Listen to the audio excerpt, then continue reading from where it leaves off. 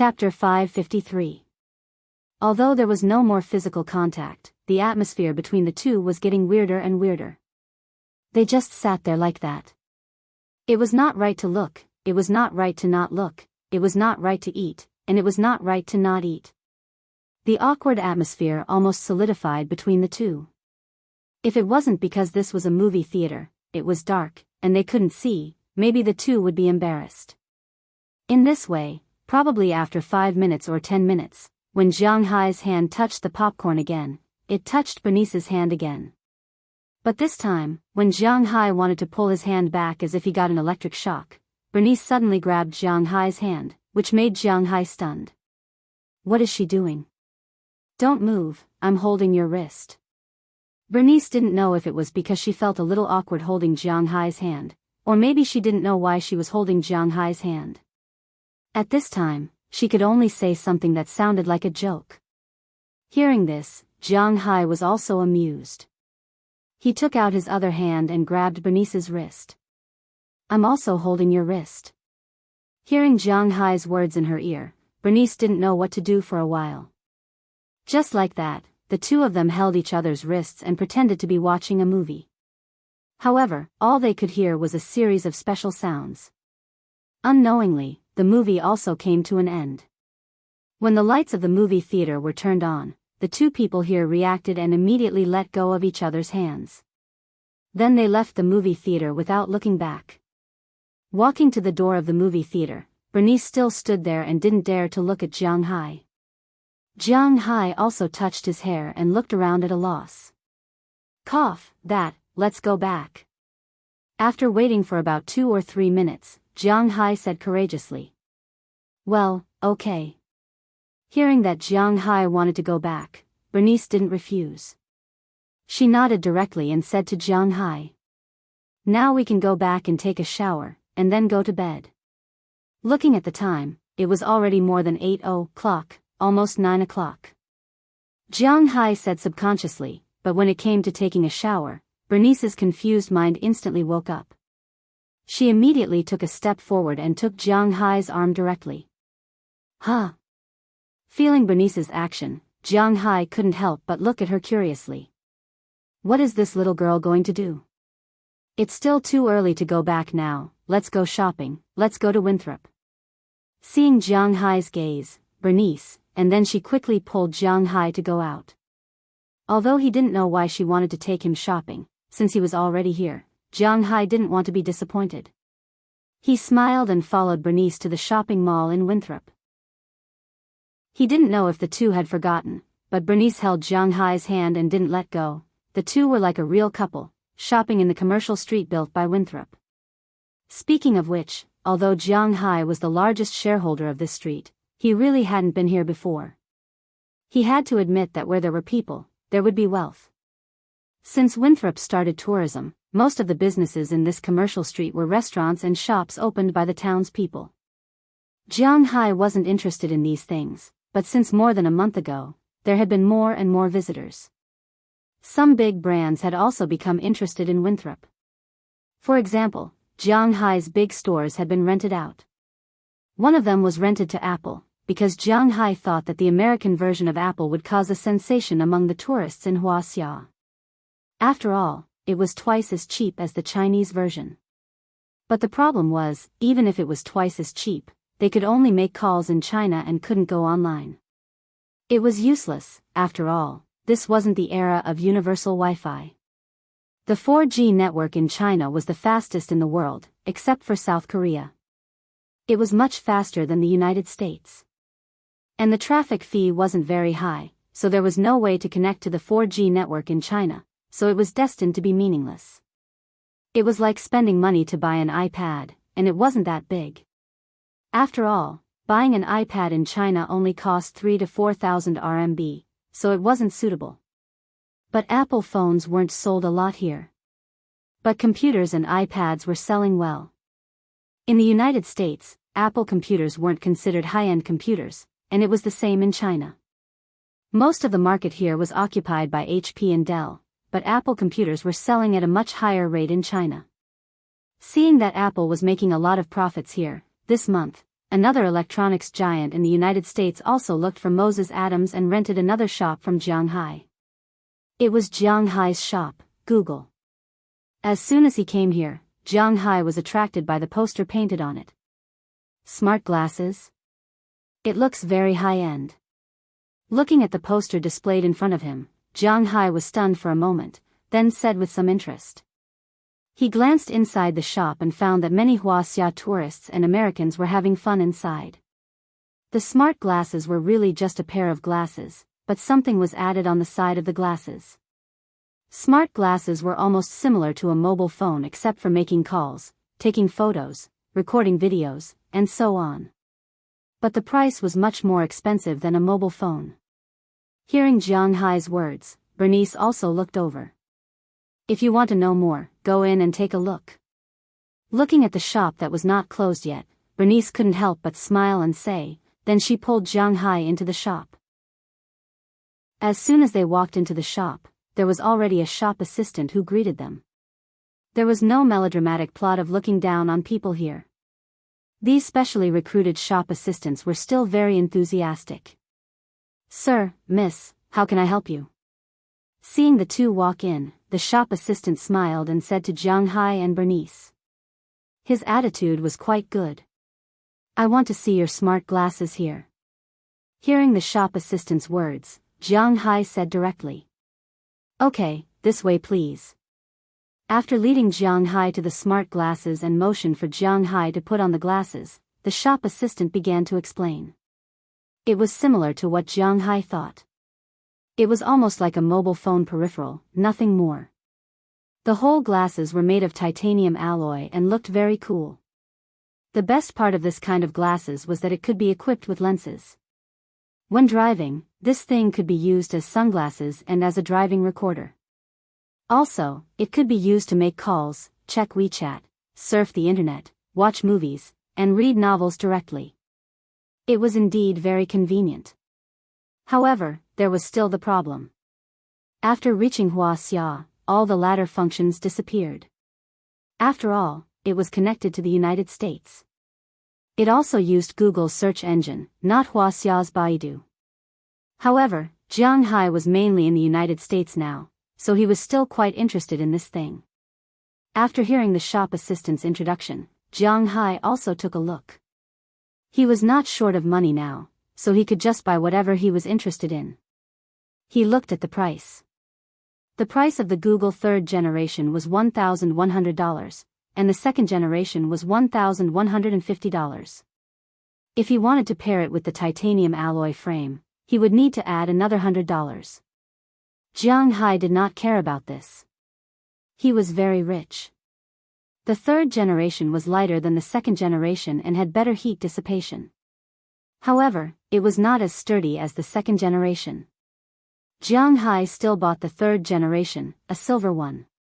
Then, it came with a transparent lens inside and a set of dark blue reflective lenses on the outside. The lenses could be removed and replaced at any time. It cost Jianghu $1,250 in total. It was not expensive and was within Jianghu's acceptable range. Since Jianghu had bought it, he had to ask Bernice, Daliana, and Marian at home. When they saw Jianghu's toy, they were also very interested. Daliana and Marian each asked for one, and Jianghu bought it for them. One was pink, and the other was orange, and they both had lenses. Xiaoya and Bernice were also very interested, but they did not ask Jianghu to buy it. Although Jianghu did not care about the $2,500, Bernice still paid for it herself. There were 5 glasses in total. After paying, it would take a few days for them to pick it up. Although the glasses were in stock, the lenses needed to be replaced. This time, Jianghu had one more toy. After buying new things, Jianghu and Bernice wandered around the place. After all, it was already late. After 9:30, the shops closed their stalls one after another. Only some places like bars were still open, but Jianghu and Bernice couldn't go to those places to play. They probably thought that they wouldn't be able to see much of it anymore. That was why Bernice asked Jianghu to go back with her. After returning to the manor, Jiang Hai parked the car downstairs. He and Bernice walked into the manor one after another. The two did not speak until they went upstairs. Well, thank you so much for going to the movies with me and shopping with me today. When they were about to part on the second floor, Bernice hesitated and said to Jiang Hai in front of her. Hearing her words, Jiang Hai also smiled. You don't have to thank me. Besides, I'm going to the movies. Didn't I also buy things when I went shopping? Hearing her words, Jiang Hai waved his hand and said to her with a smile. Jiang Hai did not care about these things. Then, let's go to sleep. Bernice glanced at the time. It was already 10:00 in the evening. She did not know what she was thinking now. After glancing at Jiang Hai, she turned and ran back to her room. As for Jiang Hai, he looked at her back and couldn't help but smile. This girl is really interesting. When Jiang Hai walked into the room, there was already a person lying on his bed. Sometimes, things that were destined to happen would not be easily changed. Chapter 554. Boss, are these the new glasses you bought? Watching Jiang Hai take out a pile of boxes from Google's store, $1, who was sitting in the driver's seat, couldn't help but ask him with a smile. Yeah. Wearing his new glasses proudly, Jiang Hai also said with a smile. Boss, try this first. If it's good, I'll buy one for Penelope. Hearing Jiang Hai's words, $1 also said with a smile. Jiang Hai also saw a trace of fatherly love in his eyes. Since $1 earned more and more money, of course, he mainly earned Jiang Hai's money. Jiang Hai couldn't be too stingy with the money he earned. Otherwise, he would be disloyal, so he paid the same salary. But the bonus was frighteningly high. $1's current annual income was definitely higher than that of an ordinary doctor. Because of the money, the relationship between him and his daughter was much better than before. Now, when he mentioned the girl, there was no longer a deep hatred on his face. Instead, there was a hint of a smile. Jiang Hai was also very happy about $1's change. Although he felt that Penelope might have some power, it was someone else's business. Jiang Hai really couldn't say anything. And most importantly, it seemed to be very popular in the United States. Okay. After answering $1 casually, Jiang Hai put the things on the seat and fastened his seatbelt. Seeing that Jiang Hai was ready, $1 stepped on the gas and drove to their destination. Counting the time, he and Bernice had been shopping together for 4 days. Every night during these 4 days, Bernice would pester Jiang Hai to go out and play. Of course, they couldn't always go to the movies and go shopping, such things could only be done once. On the second day, she said she wanted to learn how to ride a horse, so she learned from Jiang Hai for half a day. On the third day, she said she wanted to go to the beach, so they went to the beach for a barbecue. On the fourth day, last night, she said she wanted to play chess. On the second day, Jiang Hai played a game of chess. But even so, Jiang Hai still did what he had to do. On the day of the movie, Sheila Rodney was waiting for him in his room. This girl's character was very free and easy. As mentioned before, after seeing Jiang Hai, she took the initiative. On the day they went to learn how to ride a horse, it was Ohilia Clive. On the day they went to the beach, it was Bridget Nelson. On the night of the chess game, it was Janice Joy. Aphrodite and the other 8 girls were all inexplicably with Jiang Hai, ahem. During these few days, Jiang Hai and the others didn't idle around. They went to the winery to see if there was anything they could help with. After a few days, there wasn't much to be done in the winery. Taking advantage of the cool autumn weather, Robbins Garcia went to find Jiang Hai and told him that it was time to buy some cows. So they set off early in the morning to buy some cows. But just then, Google called Jiang Hai to tell him that the glasses he ordered had arrived. Jiang Hai went to pick up the goods first. After picking up the goods, Jiang Hai and the others drove the 2 F-750s with the rear panel mounted. They left the town and headed towards the cattle market. In fact, when it came to raising and selling cattle, there was a so-called market all year round. But the real golden period for raising cattle was mainly divided into two parts, spring and autumn. When buying cattle in spring, there was no need to worry about the cost of forage, which meant that the cost of feed would be much cheaper. By autumn, the price of the cattle would have risen for half a year, and they would also be fatter.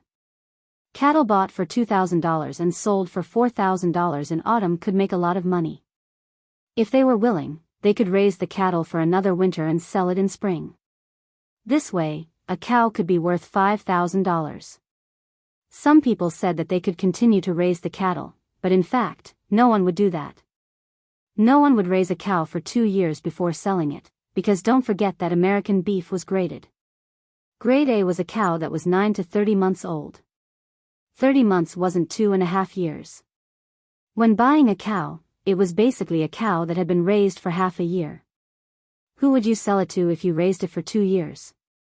Then it would be a grade B cow, and the price of a grade B cow would drop by 2/3. So basically, there were only two types of cattle raising. One was to sell the calves, raise the calves for half a year after the calves were born, and then sell them. The other was to sell the meat, just like Jianghu's first time selling cattle. He bought a calf in autumn, raised it for half a year, and sold it in April next year after paying the tax. That was the process of raising cattle. Every year in April and September, many small towns in the United States that focused on cattle raising would be filled with shouts. Those were the people who were buying and selling cattle. But Jianghu didn't have to worry about the sales of his beef, so he didn't participate in the sales in April. But now was the time to buy, and he wouldn't let it go. The closest place to sell cattle was near Winthrop and his manor. They went there last year to buy cattle, but to be honest, Robbins Garcia and the others didn't like this place. It was a small place. If Jianghu hadn't come too late last year, and all the big cattle fairs had already dispersed, they wouldn't have gone there to buy cattle. This year, Jianghu had plenty of time, so they had to go to a big place to buy cattle. According to the map of the United States, the biggest beef markets were mainly in Texas and Montana. The number of people who raised cattle in Boston was probably less than in Canada. The place Jianghu and the others were going to this time was a little far. They had to walk along the Alabama mountains for a 2-hour drive. The place they were going to was a small town under the jurisdiction of Manchester called Marion. It was also the biggest cattle market in the area. To be honest, Jianghu had been here for a year, but he hadn't really had a good time here. This time, he was going to Marion to enjoy the scenery near his home. When the two F-750s entered Ma-on town one after the other, the noises from outside and the stench of livestock entered Jianghu's nose. It took him a long time to get used to it. After parking the car, Jianghu and the others got out. This time, there were 4 people in total. In addition to Jianghu, Burke Dollar, Robbins Garcia, and Philemon Turner were all here. These 3 were the founding fathers of Jianghu's manor. They naturally wouldn't let go of something like buying cattle. After getting out of the car, the 4 of them gathered together and walked towards the square. As soon as they walked over, Jianghu found that it was indeed different from when he bought cattle last year. Now, the whole town was full of people and livestock. The sound of hawking could be heard everywhere. Jianghu looked around and found that the things sold here were much more than what he saw in the town last year. Cattle, sheep, horses, and all kinds of livestock could be found here. In addition, there were also many other things sold here, such as some animals, dogs, and cats. It could be said that this was a huge animal supermarket. As long as you wanted to buy a normal animal, you could find it here. However, although Jianghu was very curious about this place, he still wanted to solve the most important problem of cattle first before walking around. So the 4 of them walked straight to the cattle area. When they walked, Robbins Garcia deliberately asked Jianghu, "Jiang, are we mainly raising Angus cattle this year? This year, do you have any suggestions?" Hearing Robbins Garcia's words, Jianghu thought for a moment and asked him. "My suggestion is still to mainly raise Angus cattle. After all, this kind of cattle is very docile. There are more than 10,000 of them in the manor. We have a large number of them. It won't be good if they are mixed together. But I'm a little worried. After all, Angus cattle are small breeds of cattle. Although they produce a lot of meat, they are too light. If we raise Emmental cattle, we can earn at least 300 kilograms of beef. Hearing Jiang Hai's words, Robbins Garcia said helplessly. In fact, before last year, in his opinion, this was meaningless, because Emmental cattle are big, but they also eat a lot, and they are not so easy to manage. Although they can be used as beef cattle and dairy cows, he still felt that Angus cattle were better, because after conversion, an Angus cattle is more profitable than a Emmental cattle. But this year, he knew that he was wrong. When Jiang Hai's beef was slaughtered, he was stunned. An Angus cow weighing 750 kilograms can be slaughtered to 450 kilograms of beef. Nearly 100 kilograms of beef is superior grade. According to this standard, a 1200 kilograms Emmental cow can be slaughtered to 60%, which means that it can be slaughtered to 720 kilograms of beef. Doesn't that mean that superior grade beef can reach more than 150 kilograms? If that's the case, then wouldn't a cow be worth $200,000? Moreover, these cows were eating the grass in the pasture. There was no need to worry about the problem of feed at all. Jiang Hai even directly sold the grass, which put Robbins Garcia in a very passive position. Since he didn't want to help Jiang Hai get the most benefits, he had been deliberately avoiding this question recently. But now that Jiang Hai asked, he had no choice but to brace himself and tell Jiang Hai what he was thinking. Indeed, the two types of cattle were not easy to mix. If he wanted to exchange them for a large number of Emmental cattle, then the heifers and calves in the manor would have to be sold first. Then let's raise Angus cattle, don't feel burdened. Hearing Robbins Garcia's words, Jiang Hai smiled and said to him. In fact, Jiang Hai also knew this in his heart. Indeed, it would be good if a cow can be sold for $200,000, but the problem is whether Emmental cattle can be slaughtered to produce marbled beef. This is the key. Chapter 555. Beef cattle were also very particular, and this was similar to race theory. Although it seemed that there was not much difference between a cow and a cow was a cow, in fact, cows were also divided into various grades and ranks. If you don't consider the fact that Jiang Hai has spiritual energy, the best breed of beef cattle in the world, although you don't want to admit it, is indeed the Japanese cattle, followed by the Angus cattle of the United States. 70% of the marbled beef in the world belonged to these two breeds. Although they were both cattle breeds, the difference was huge, especially in this modern technological society. Wuxia's cattle did not have any good breeds. Wuxia's best Lucy cattle was not even in the top 50 in the world. Although some Emmental cattle and Limousin cattle were imported, these imported cattle were not purebred cattle. Moreover, there was a limited number of them, and they were all bulls. In the case of crossbreeding, the calves born were indeed a lot worse. To put it bluntly, this was the superiority and inferiority of the species. Even though they were both felines, how could a tiger and a house cat be the same? Although Wagyu and Angus cattle were not tigers, they were at least lynxes in the beef cattle world.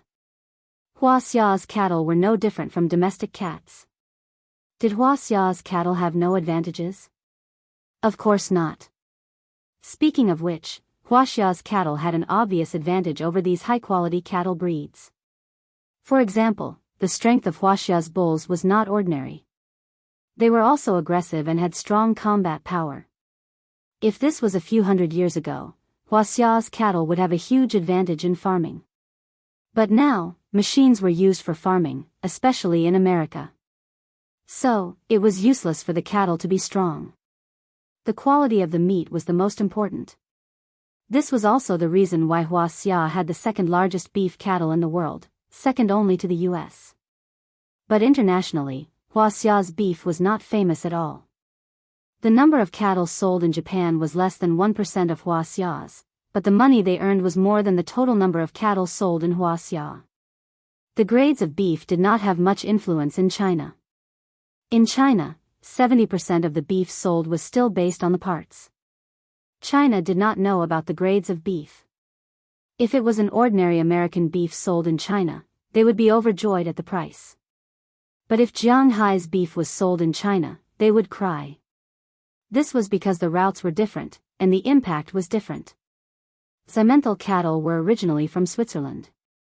If it was a purebred Simmental cattle, Jianghu might be able to produce a lot of high-quality beef. But these were crossbreeds. Haha. It was hard to say. At least, Jianghu did not have the intention to rear them. After confirming the breed of the cattle, everyone started to look for more. This time, Jianghu had already decided to buy a total of 15 million head of cattle. At present, there were still about 12,000 cows left in the manor, but 4,000 of them were calves. However, after raising them for half a year, it was almost time for them to be sold. That means in April next year, Jianghu will have 19,000 cows to sell. It was almost 20,000 cows. These cows had been ordered before they were sold. Zhang Dihai from Haishang Supermarket had ordered 5,000 cows. Haishang Supermarket had made a lot of profits from this year's beef. Now, they were selling a limited amount of beef. But when the beef was placed on the meat rack, it would be snatched up instantly. It was very popular, especially among the owners of high-end restaurants. So, they loved this meat. But it was a pity that there was not a lot of meat. Therefore, after killing 2,000 cows, he directly ordered 5,000 cows. As for Qi Li, she originally wanted to open a branch, but Jianghu did not agree. After all, the restaurants of the Qi group did not collect taxes now.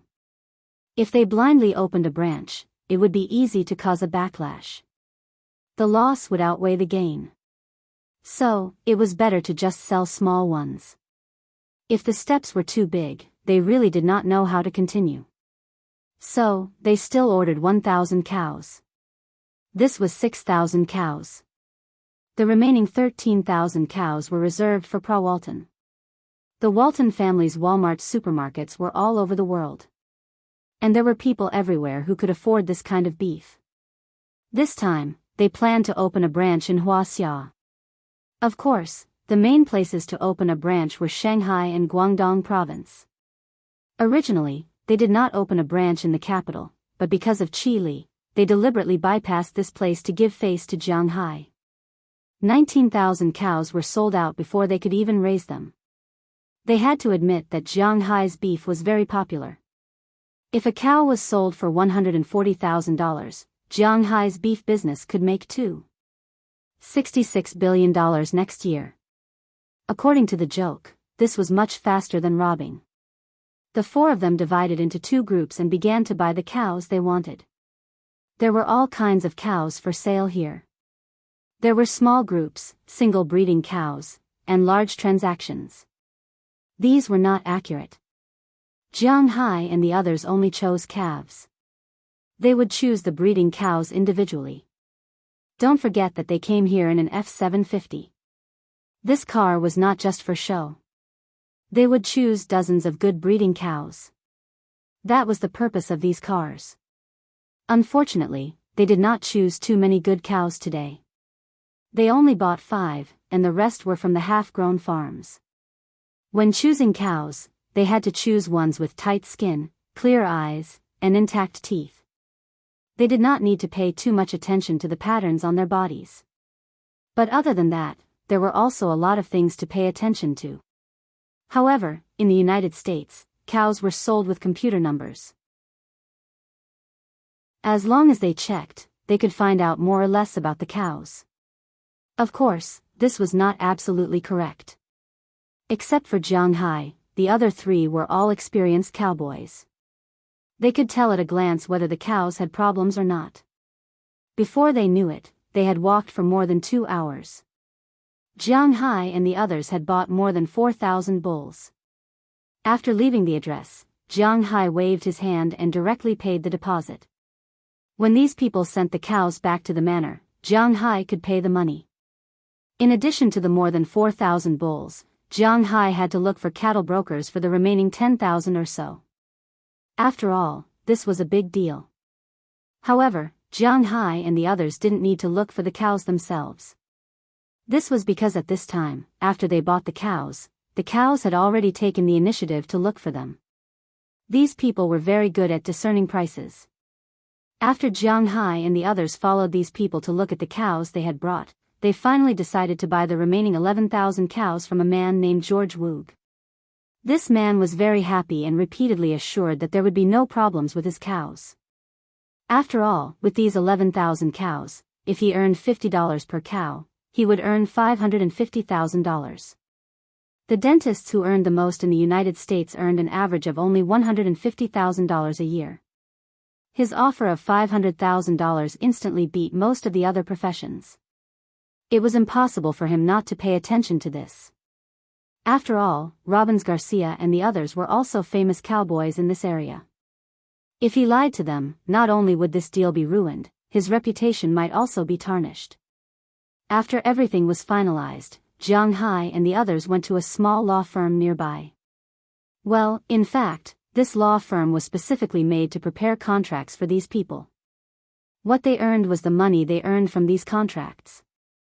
After signing 3 contracts, Jianghu and the others' task of buying cows for today was considered to be over. After buying all the cows, before they knew it, it was already late. Jianghu and the others thought about it and decided to go back first. As for the breeding cows, they would come back tomorrow to take a look.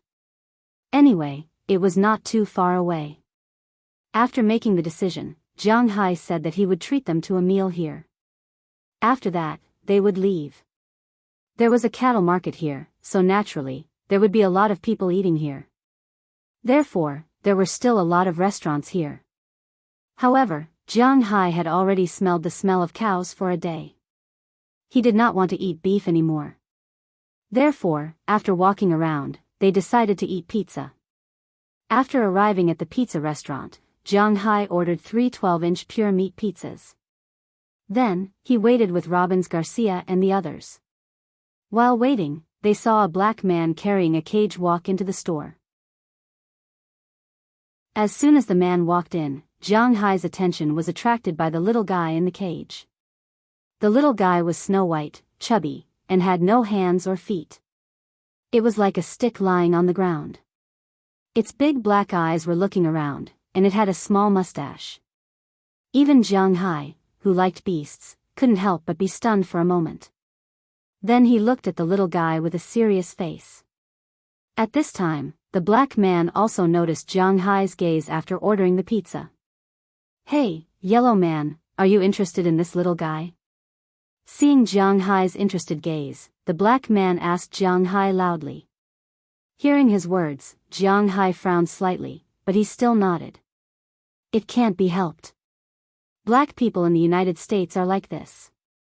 Most of them have not received any education, so they are straightforward and vulgar.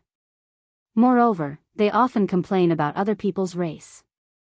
But in fact, black people are the most racially honest.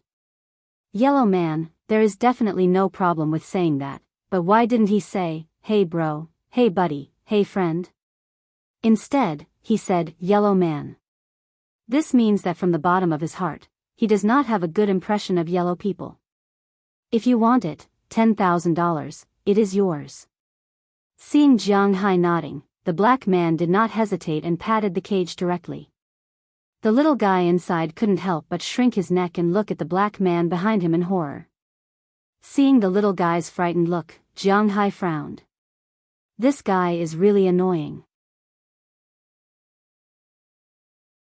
Chapter 556. This is a Greenland seal.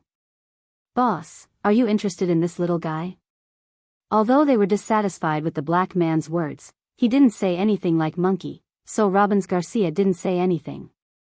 Philemon also saw that Jianghu seemed to be interested in this little guy, so he whispered in Jianghu's ear.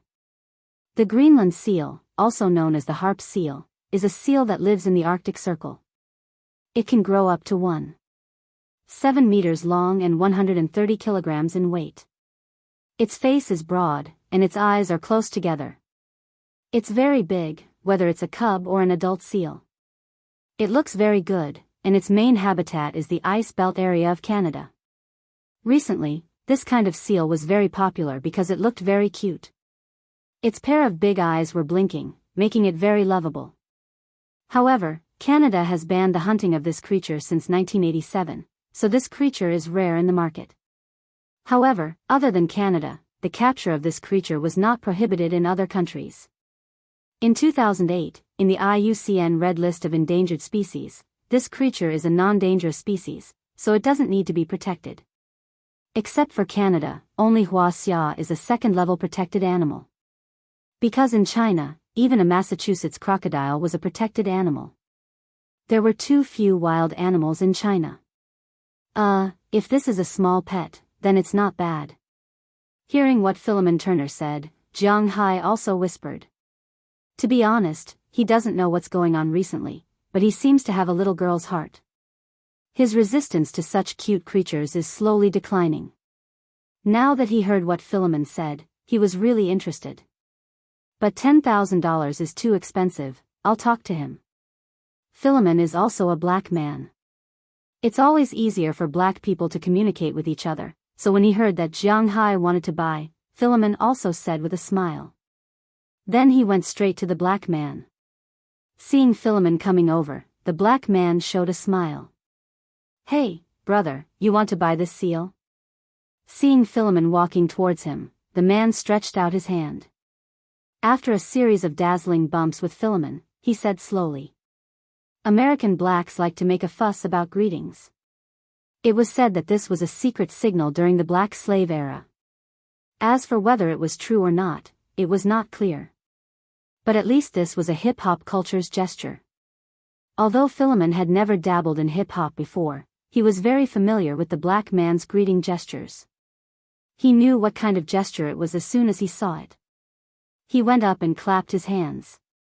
Anyway, he was very familiar with the black man's greeting. This made the black man feel closer to him. Yes, I quite like this little guy, but $10,000 is too expensive. Hearing his words, Philemon shrugged and said with a serious face. Hearing Philemon's words, the black man couldn't help but look at Jianghu behind him. Because he just saw that Philemon was sitting with Jianghu. When he came over, he also talked to Jianghu, so he knew that it wasn't Philemon who wanted this seal, but Jianghu. Looking at Jianghu and Philemon, he couldn't help but laugh. Hey, brother, don't scare me. The one who wants this little guy should be the yellow man behind you. You know, yellow people are very rich, $10,000 isn't very expensive. Looking at Philemon, the black man said with a smile. That's my boss. That's right, he wants it too. But $10,000 is impossible. My boss has been in the United States for a while. He's not the fat sheep you think he is. Since we can't reach an agreement, then forget it. Philemon shrugged. He didn't come here to pick a fight, so he directly said to the black man, then turned around and was about to leave. Wait a minute, since you're also black, I'll give you a discount of $2,000. $8,000, if you want it, you can take it. Hearing Philemon's words, the black man couldn't help but hesitate for a moment, then he stopped him. In the United States, there were very few places to bargain, and Americans were originally willing to bargain. Therefore, except for some old urban areas or areas planned by the government, there were supermarkets everywhere in the United States, and there were no food markets. The reason why the black man was willing to reduce the price was mainly because the price he asked was too expensive. Although the Greenland seal was cute, it was just cute. Its main economic value was its fur and seal oil, but seal skin was no longer worn by people. Because of the existence of mink fur, most of the fur had been completely replaced, and only some of these fur could be sold at a high price. And seal oil wasn't in the Middle Ages, who still used this kind of oil? Except for the Eskimos. Therefore, this kind of seal could be found all over the world. There were nearly 10 million of them, and they were the most diverse species of finned animals in the Northern Hemisphere. There were more than 1.2 million newborn seals every year, so there was no need to worry about the number of these little guys. It was really too much to sell such a little guy for $10,000 here. Then the black man reduced the price to $8,000. $6,000, if it's okay, we'll take it. Hearing this person's words, Philemon also gave Jianghu a meaningful glance. After seeing Jiang Hai hesitating for a moment, Philemon turned his head and continued to speak. Translator, WQL editor, Alim, hey, buddy, it's not easy for us to catch this little guy. We're going to catch this little guy in Canada. You know how difficult it is to deal with those boorish guys in Canada. Some of us were even injured in order to catch this little guy. The black man said helplessly when he heard Philemon slashing another 2,000 yuan. Stop, just tell me if 6,000 is okay or not, Philemon said seriously. 6,000. 6,000 is not okay, you can add a little more, $6,500. If it's okay, we'll take it. If not, you can go back and eat your pizza. Hearing what Philemon said, the man hesitated for a moment, then gritted his teeth and said. After hearing the price of $6,500, Jiang Hai was quite satisfied. After all, he got $3,500. Philemon also knew that he couldn't cut it down, so after seeing Jiang Hai agree, he also chose to make the deal. After taking the $6,500 from Jiang Hai, he handed it to the black man, then brought the little guy to Jiang Hai's side. Jiang Hai took the little guy in the cage, and the two pairs of eyes scanned each other. Little guy, you are mine from now on. Reaching into the cage and touching the little guy, Jiang Hai whispered. And the little guy, who was afraid of humans just now, may have felt Jiang Hai's aura, so he was very friendly to Jiang Hai. He squinted his eyes and accepted Jiang Hai's touch. Looking at the little guy, Jiang Hai was already thinking of a name for this little guy. Gidge. He's not Tartar, Gidge my ass. Then what should he call him? Ling Ling? Lon Lon? Well, I still don't know whether this little guy is male or female. I'll go back and discuss it with Daliana and the others. After touching the chubby little guy, Jiang Hai's pizza was also served. After Jiang Hai and the others quickly finished the 2 pizzas, they were ready to leave with the cage. But just as Jiang Hai and the others left the store, the black man followed them out. Hey, the people in front, wait a minute. Hearing the black man's words, Jiang Hai, Robbins Garcia, Philemon Turner, and Burke Dollar, who were walking, were all stunned. Why is this guy chasing us at this time? Is he regretting it? Of course, if he thinks they are easy to bully, then they will let him know what regret is. Hey, you guys are walking really fast. Seeing Jiang Hai and the others stop, the black man also sped up a few steps and ran over. What's the matter, man, is there anything else? Hearing his words, Philemon stepped forward and negotiated with him. It's nothing serious, it's just that your boss seems to be very interested in these little guys. We have a lot of good stuff there. Are you interested in taking a look? Jumping over Philemon, the black man looked directly at Jiang Hai and said to him. Good stuff? What good stuff? Hearing his words, Jiang Hai couldn't help but frown. What does this guy mean? As long as you can think of it, we have it there. How about it? I know you rich people like to play with these things. Are you interested in going with me? Hearing his words, Jiang Hai was indeed a little tempted. But just as he was about to say something, he was pulled by Robbins Garcia, which made him choose to shut his mouth for the time being. Sorry, it's a little late today. We have to pull the cows back to the manor, but we will come again tomorrow. If our boss is really interested in your things, then wait until tomorrow. Looking at the black man, Robbins Garcia said slowly. After speaking, the black man curled his lips helplessly and then gave up his seat. After he stepped aside, Jiang Hai and the others also got into the car in the distance, started the engine, and quickly left. Why wait until tomorrow to see it? Are you afraid that they will harm me? After sitting in the car, Jiang Hai held the Greenland seal pup and asked Robbins Garcia with a curious look. He originally wanted to go and take a look, but he was stopped by Robbins Garcia. Now that he thought about it, Robbins Garcia must have his own reasons. Robbins Garcia looked at Jiang Hai and asked curiously. There is a fear in this regard. He just said that this baby seal was caught by them together, which means that they are a poaching gang. Although these people are not professional killers or thugs, they are also ruthless people. According to your Wuxia, you have to be vigilant. If they harm you, just me, Philemon, and Burke may not be their opponents. If you want to buy it tomorrow, we will call those guys over. Hearing Jiang Hai's words, Robbins Garcia smiled and said to him, "The United States is not as peaceful as it seems." Chapter 557. Hearing Robbins Garcia's words, Jiang Hai nodded in agreement. Indeed, it was important to be wary of people. You could not expect everyone in the world to be good people. On the surface, Jiang Hai's equipment was very ordinary, and he did not look like a particularly rich person. A family fortune of $1 million or so should not be enough to make people think of kidnapping him. However, it was better to be safe than sorry. What if someone wanted to take the risk? What if someone found out that he was not taking advantage of $1 million, but billions of dollars? Money moved people's hearts, and some things had to be guarded against.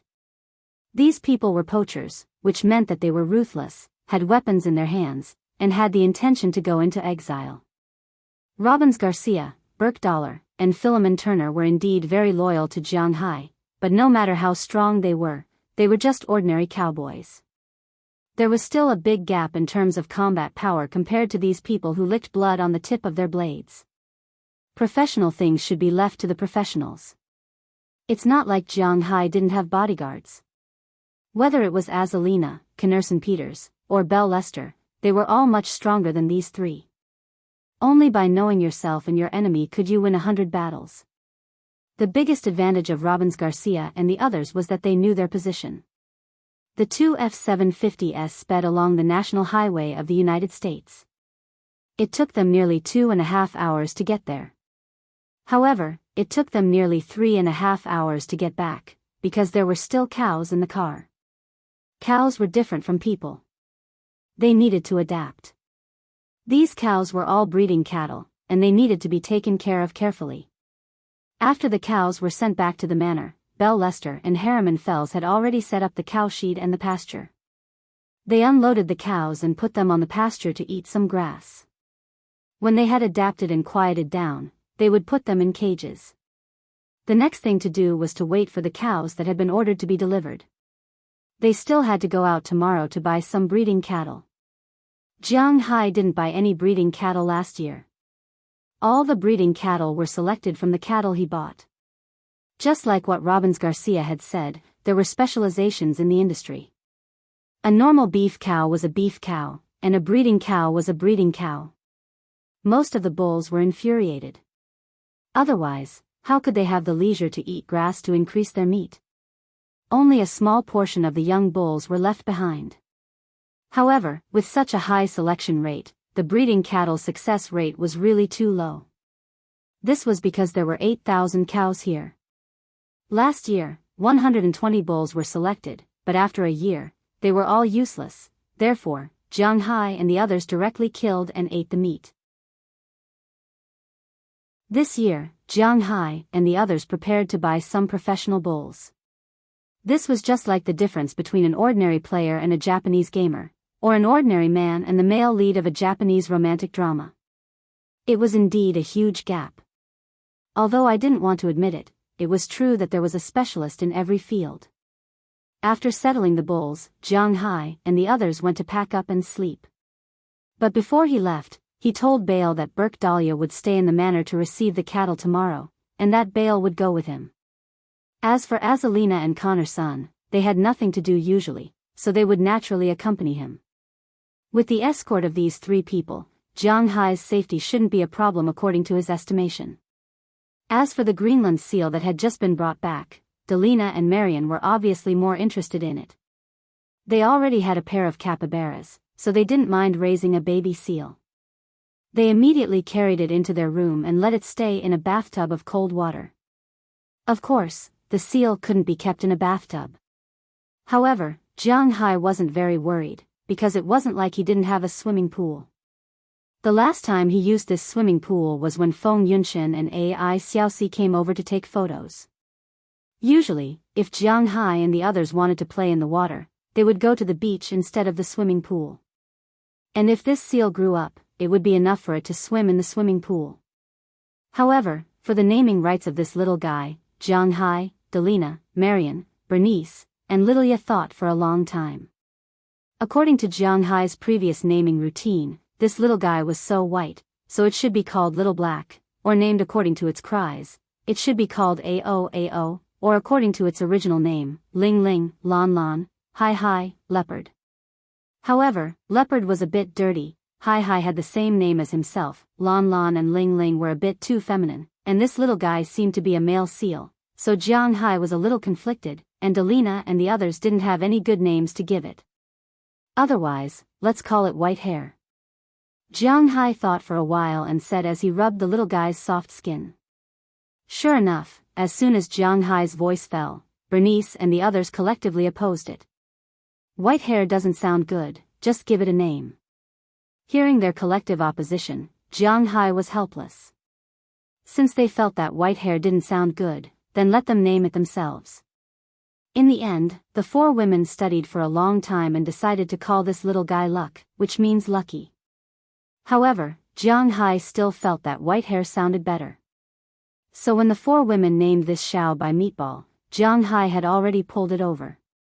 After injecting spiritual qi, this little guy couldn't help but become a bit listless, which was a normal effect. With the upgrade of spiritual qi, it was no longer the same as before. Don't forget, when Jianghu upgraded Little Yellow and Little Black, they were still unconscious. These two fellows were still unconscious. Now that the spirit blood had turned into spirit qi, it was like local anesthesia and general anesthesia. He could now keep these little guys in a conscious state while upgrading, which was a good thing. After the spiritual qi entered the little guy's body, it began to take effect. The spiritual qi continued to wash away the hidden injuries in the little guy's body, or the original physical fitness. The changes that spiritual qi had on creatures were quite big. For example, the mountain lion that day was obviously much bigger than an ordinary mountain lion. Big Fool was now almost as big as a great white shark, and it was the biggest great white shark. After that day, Jianghu also came back to measure Little Yellow, Xiaobai, Dai, and Chirp. Chirp could now fly, and its size was no smaller than an ordinary bald eagle. Otherwise, it wouldn't be able to fly so easily. Ever since Chirps learned how to fly, it rarely ran on the ground. Instead, it spent most of its time flying in the sky. Jianghu also specially built a platform for it on the roof. Usually, it could land there. Of course, if it was raining, it could enter the house at any time. It wasn't like it couldn't open the door. As for Dai, he was more than one size bigger than an ordinary rat. Xiaobai and Little Yellow were also about a third bigger than when they first arrived.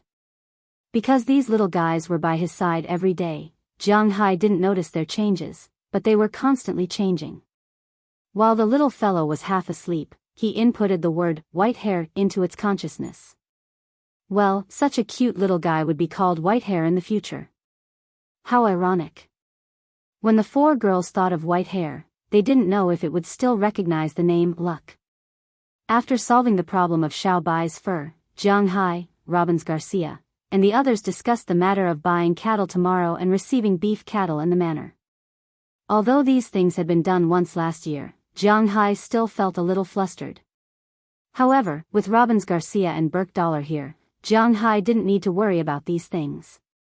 Speaking of which, after Jianghu came here, the two most useful talents he found were Robbins Garcia and Edouard Anderson. He had to admit that Jianghu's luck was very good. These two old men were loyal and honest.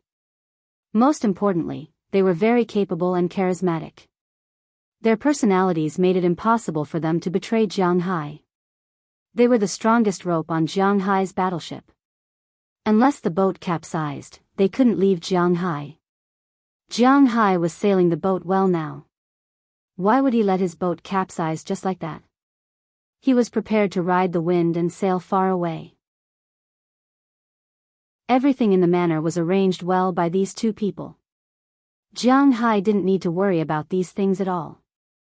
After arranging everything for tomorrow, Jianghu went back to sleep. It has been a while since he went to the hot spring. This was because as long as he went there, Bernice would look for him. Tonight, Bernice's attention was mainly focused on the white-haired man. After arranging his work, Jianghu finally went to the hot spring to take a bath. Naturally, the surprise would come slowly while he was taking a bath. When he heard the sound of footsteps. When he looked back, he found that Aphrodite and Dana had appeared behind him. When they saw Jianghu looking over, the two smiled and took off the bath towels wrapped around their bodies. Then, they walked to Jianghu's side. "Master, it's the two of us who will accompany you tonight. Do you have any other plans?" Aphrodite and Dana looked at Jianghu as they leaned into Jianghu's arms. Aphrodite even leaned close to Jianghu's ear and whispered to Jianghu. "No." Jianghu stretched his neck. This breath of air gave him goosebumps, but he didn't have any intention of refusing. When they heard Jianghu's words, Aphrodite and Dana looked at each other. Dana smiled and dived into the water. Chapter 558. "Hey, brother, you're finally here again. You know, I've been waiting for you all morning. What's wrong? Are you interested in what I'm talking about?"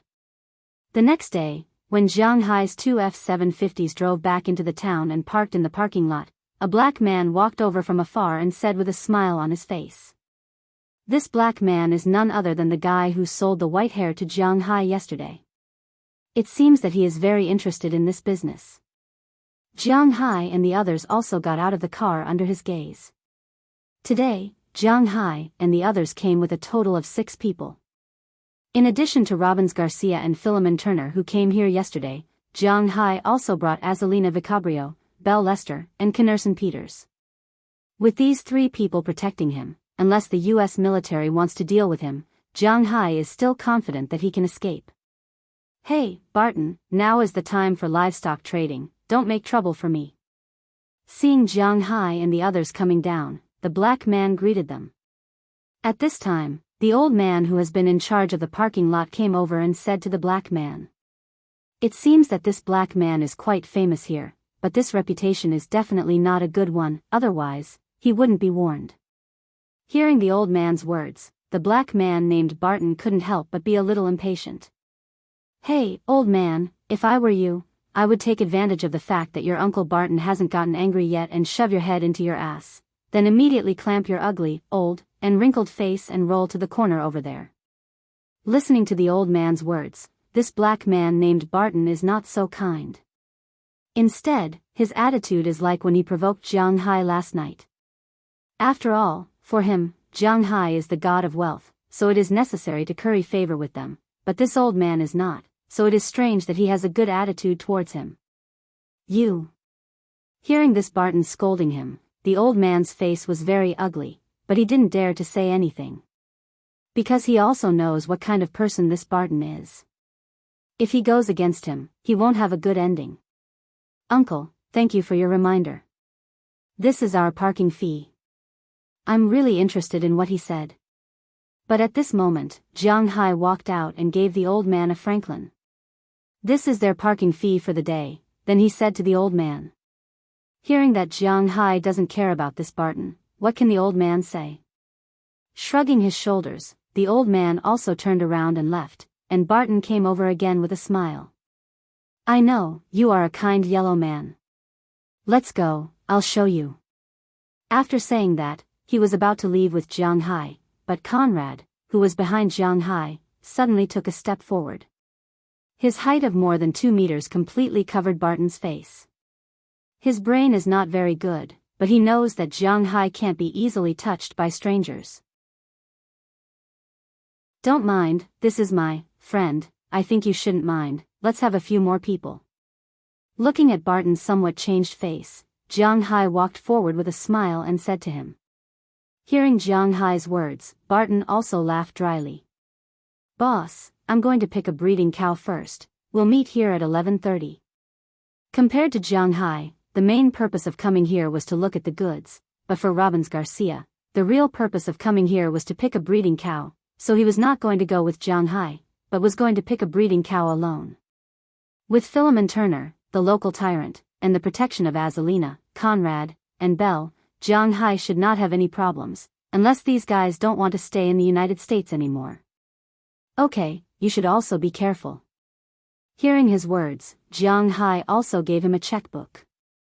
This stack of checkbooks was signed by Jiang Hai, which meant that as long as Robbins Garcia filled in the numbers, he could go directly to the bank to exchange money. This was also Jiang Hai's trust in him. Of course, when he went to the bank to exchange money, the bank would call Jiang Hai to confirm. Although Jiang Hai trusted Robbins Garcia, he was not so generous that his money was Robbins Garcia's money.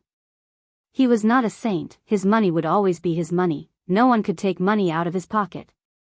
Okay, I got it. After taking the checkbook, Robbins Garcia nodded and said, then walked to the cattle market in the distance. After he left, Barton also led Jiang Hai's group of 5 to the other side of the town. Soon, they walked out of the town and walked to the edge of the town. After arriving here, whether it was Belle or Azalina, both of their expressions changed. This was because this place really wasn't a good place. At this time, Jiang Hai and the others were in the middle of the town and the Alabama mountains. Near here was a grassland, and their goal was to deal with several large warehouses in front of the Alabama mountains. Behind the warehouses was the Alabama mountains, and there were grasslands on both sides. Not far ahead was a road. It could be said that this was a good place for criminals to hide and escape. According to the poachers, the animals that they stole were not protected by the U.S. government. In other words, the animals that they caught were not protected by the U.S. government. Naturally, they were protected locally. For example, the Greenland seal. Catching this thing in Canada would naturally be caught by the Canadian police. However, when they crossed the border and arrived in the United States, the Constitution of the United States did not protect the Greenland seal. This was because, except for Alaska, there was no such creature in the United States. Without such creatures, there was no point in protecting them. At the same time, because they were not endangered species, they were not protected internationally, not even in the Washington Convention. So, as long as they arrived in the United States, they would not break the law. However, nothing was certain. The politics between the two countries were very dirty. It was possible that these people would capture him for some purpose. So, it was not wrong to be careful. Of course, they were not the only animals allowed by the American government.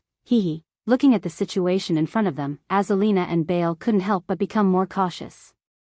Jiang Hai also slowed down a little when he saw them. Beside him, Conrad and Philip also slowed down their pace. We're almost there. Seeing Jiang Hai and the others slowing down, Barton thought that they were tired. He turned his head and said with a smile on his face. Then he also slowed down his pace and followed them. Although they walked very slowly, the road was not very far, so they slowly arrived in front of the warehouse. Looking at the closed big iron door of the warehouse in front of them, Jiang Hai and the others looked at each other. These guys really hid well.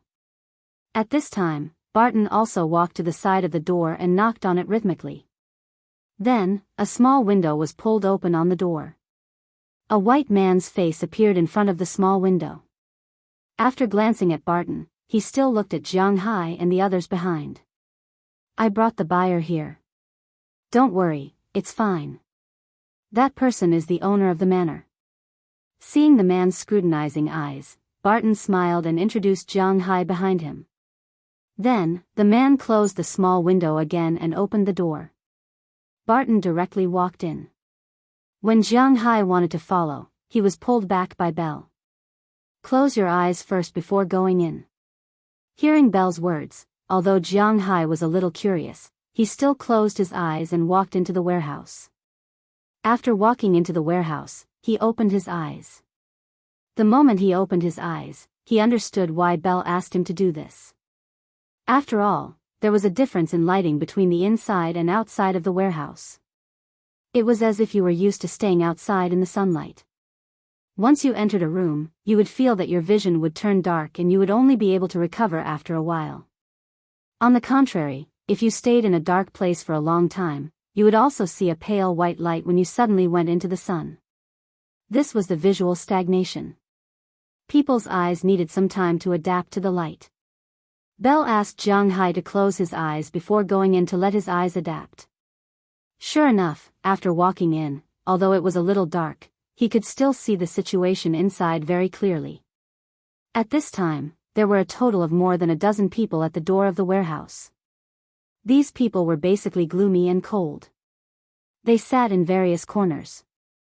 Although they looked like they were just sitting there casually, if there was a firefight, these people would be able to cover the entire area with the greatest firepower in an instant.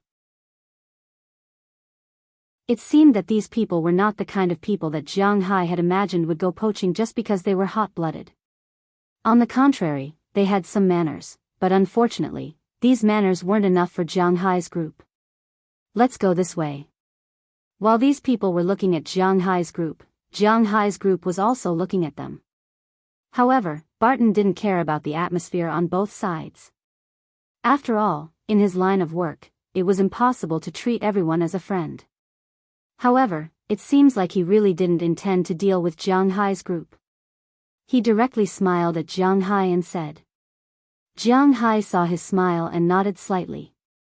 Then he walked into the room with vigilance. After walking for a few minutes, they arrived at the end of the warehouse. Barton opened another door here. Behind this door was another warehouse. And the good stuff he was talking about was inside this warehouse. Compared to the first warehouse, the second warehouse was much brighter. After all, they were here to do business, and if someone wanted to buy these goods, they would naturally come and look at them carefully. If the lights were as dark as the outside, it would be a bluff. Therefore, the light in the warehouse was very good. When Jianghu was the first to walk in, his mouth unconsciously opened wide.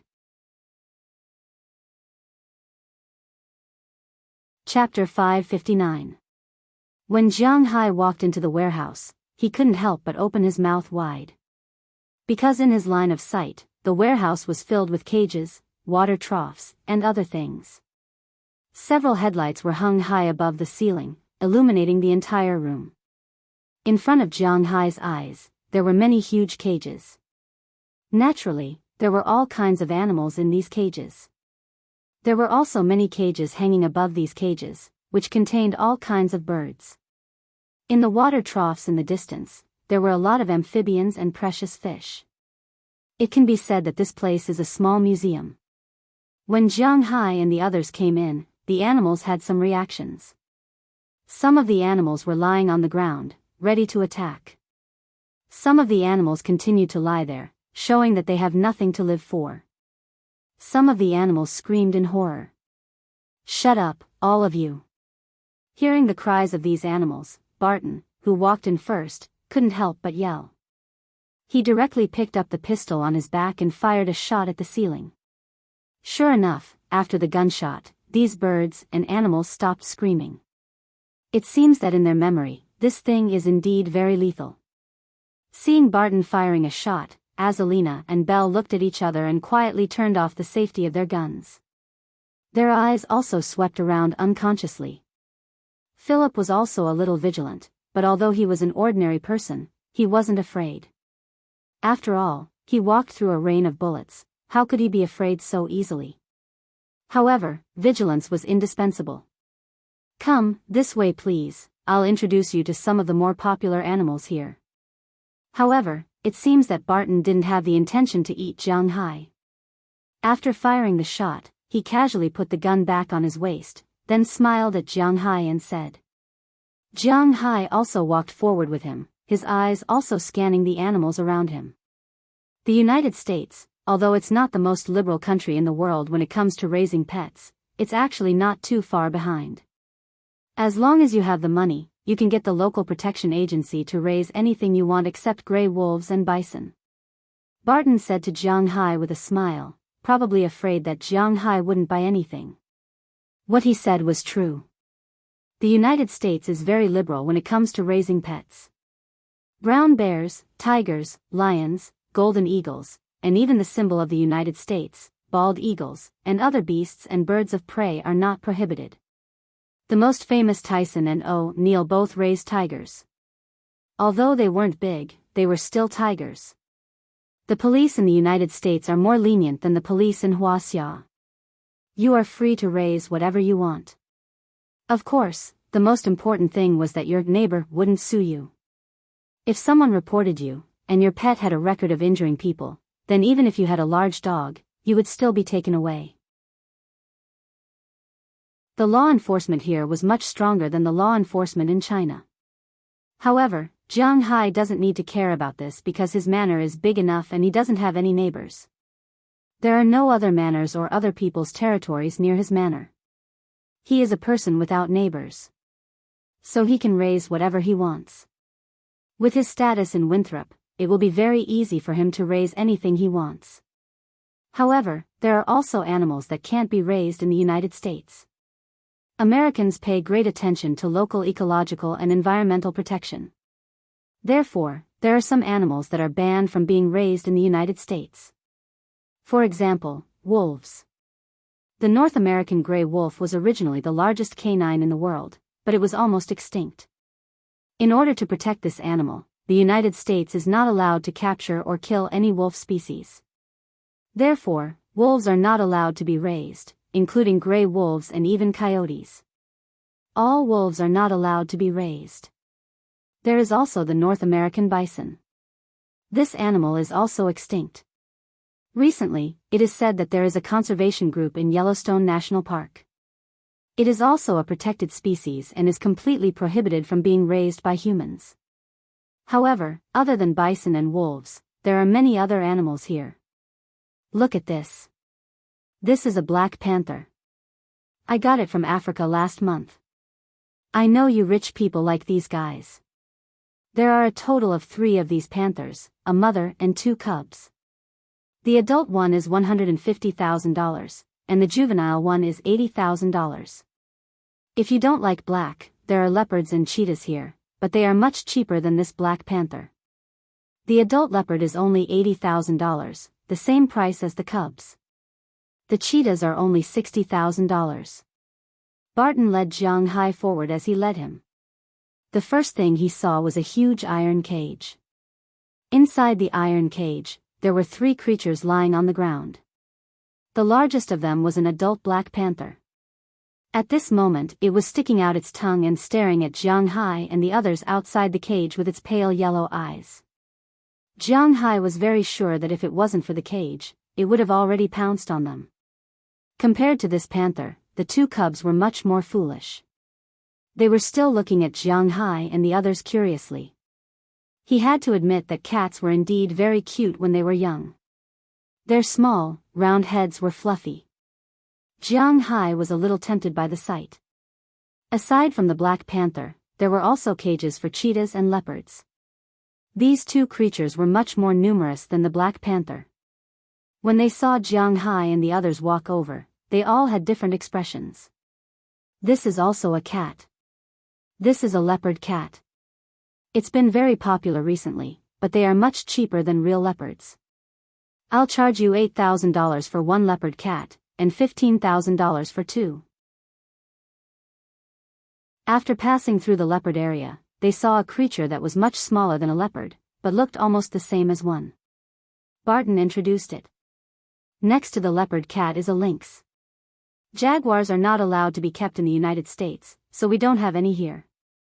We also don't have any mountain lions, but we do have a lot of other things. This is a caracal, this is a golden cat, and this is an ocelot. These things are not easy to get. Of course, their prices are much lower than the big guys. Barton kept introducing Jianghu to the cats. Soon, they walked to the back of the cat exhibition area. There were a few cages where the biggest animals were kept. Jianghu saw what these animals were at a glance. They were tigers and lions. Basically, there were only 2 kinds of lions, the African lion and the Asian lion. The Asian lion was only found in India. In Africa, almost every country had their own lions, but in Jianghu's eyes, they were all the same. There were not as many different kinds of tigers, and the differences were quite big. Jianghu's hometown, Bingcheng, had the world's biggest tiger, the Amur tiger. It was probably the world's biggest cat. Of course, the mountain lion in Jianghai's manor was not counted. This is a Bengal tiger, it's cheaper, $100,000 for one. This is a Sumatra tiger, $120,000 for one. We don't have the ability to get the Amur tiger. This kind of tiger only lives in Wuxia and Soviet Russia. We don't dare to go there. The lions over there are $150,000 for a male lion, and $80,000 for a female lion. Seeing that Jianghai seemed to be interested in these big monsters, Barton also introduced them. To be honest, this price was nothing to Jianghai. Jianghai also liked to raise these animals. He liked these fierce animals, but it might be a little troublesome to raise them. After all, these animals were very fierce when they ate meat. Let's go this way, we still have a lot of things here. Seeing that Jianghai was hesitating, Barton didn't care. As long as Jianghai had the intention to buy, that was the most important thing. Then, he continued to lead Jianghai forward. After the cats, there were canines. Because there were no wolves, there weren't many canines here. The biggest one was the African hyena, but this guy was too ugly, and Jianghai didn't like it. Jianghai liked fierce animals. Jianghai couldn't stand the beauty and cries of these creatures. After the canines, there were pterodactyls, some suns, and baboons. Jianghai didn't see the orangutan that he wanted to see the most. Indeed, orangutans were very smart. Hunting orangutans wasn't allowed all over the world, and it was the same in the United States. This was because humans would always put their feelings on animals that were similar to them. Orangutans were the most similar to humans among the pterodactyls, so humans would always subconsciously protect them. Of course, poaching and other things would still happen. But there were no orangutans in this group, only various monkeys and baboons. After the pterodactyls, the mammals were more or less enough. What entered Jianghai's eyes were amphibians and cold-blooded animals. Compared to the various snakes and crocodiles in the zoo, there were also snakes and crocodiles here, but their numbers were much smaller. However, these animals could be sold. Jianghai walked over, and the first thing Jianghai saw was a 3-meter-long giant green snake. It was coiled there, and when it felt the movement of Jianghai and the others, the giant snake also raised its head. Its emotionless eyes scanned Jianghai and the others, and it kept flicking its tongue. This is the largest pterodactyl in South America, the water python, also known as the forest python. This one is already an adult, and it's 3.7 meters long. It's relatively small. If you're interested, you can take this snake for $10,000. Seeing Jianghai and the giant snake looking at each other, Barton smiled and said. For them, these snakes were actually very easy to catch. The place was also very close, in South America. Catching this snake was much easier than catching the Greenland seal, because in the chaotic South America, there were no police to catch them. Chapter 560. In addition to this green forest boa, they also have 3 green forest boas here, but none of them have reached adulthood, that is to say, their body length hasn't reached 3 meters. These small snakes can't be sold at a high price, but if you want to sell a beast, you have to get a big guy like this. When Jianghai heard that this big guy was only $10,000, he was stunned for a moment. It was really cheap. In the Amazon rainforest of South America, this kind of creature could be said to be at the top of the food chain. It was very powerful, and everything was its food, including crocodiles, wild boars, and piranhas. However, as an aside, anyone who has raised piranhas knows that piranhas are actually very weak.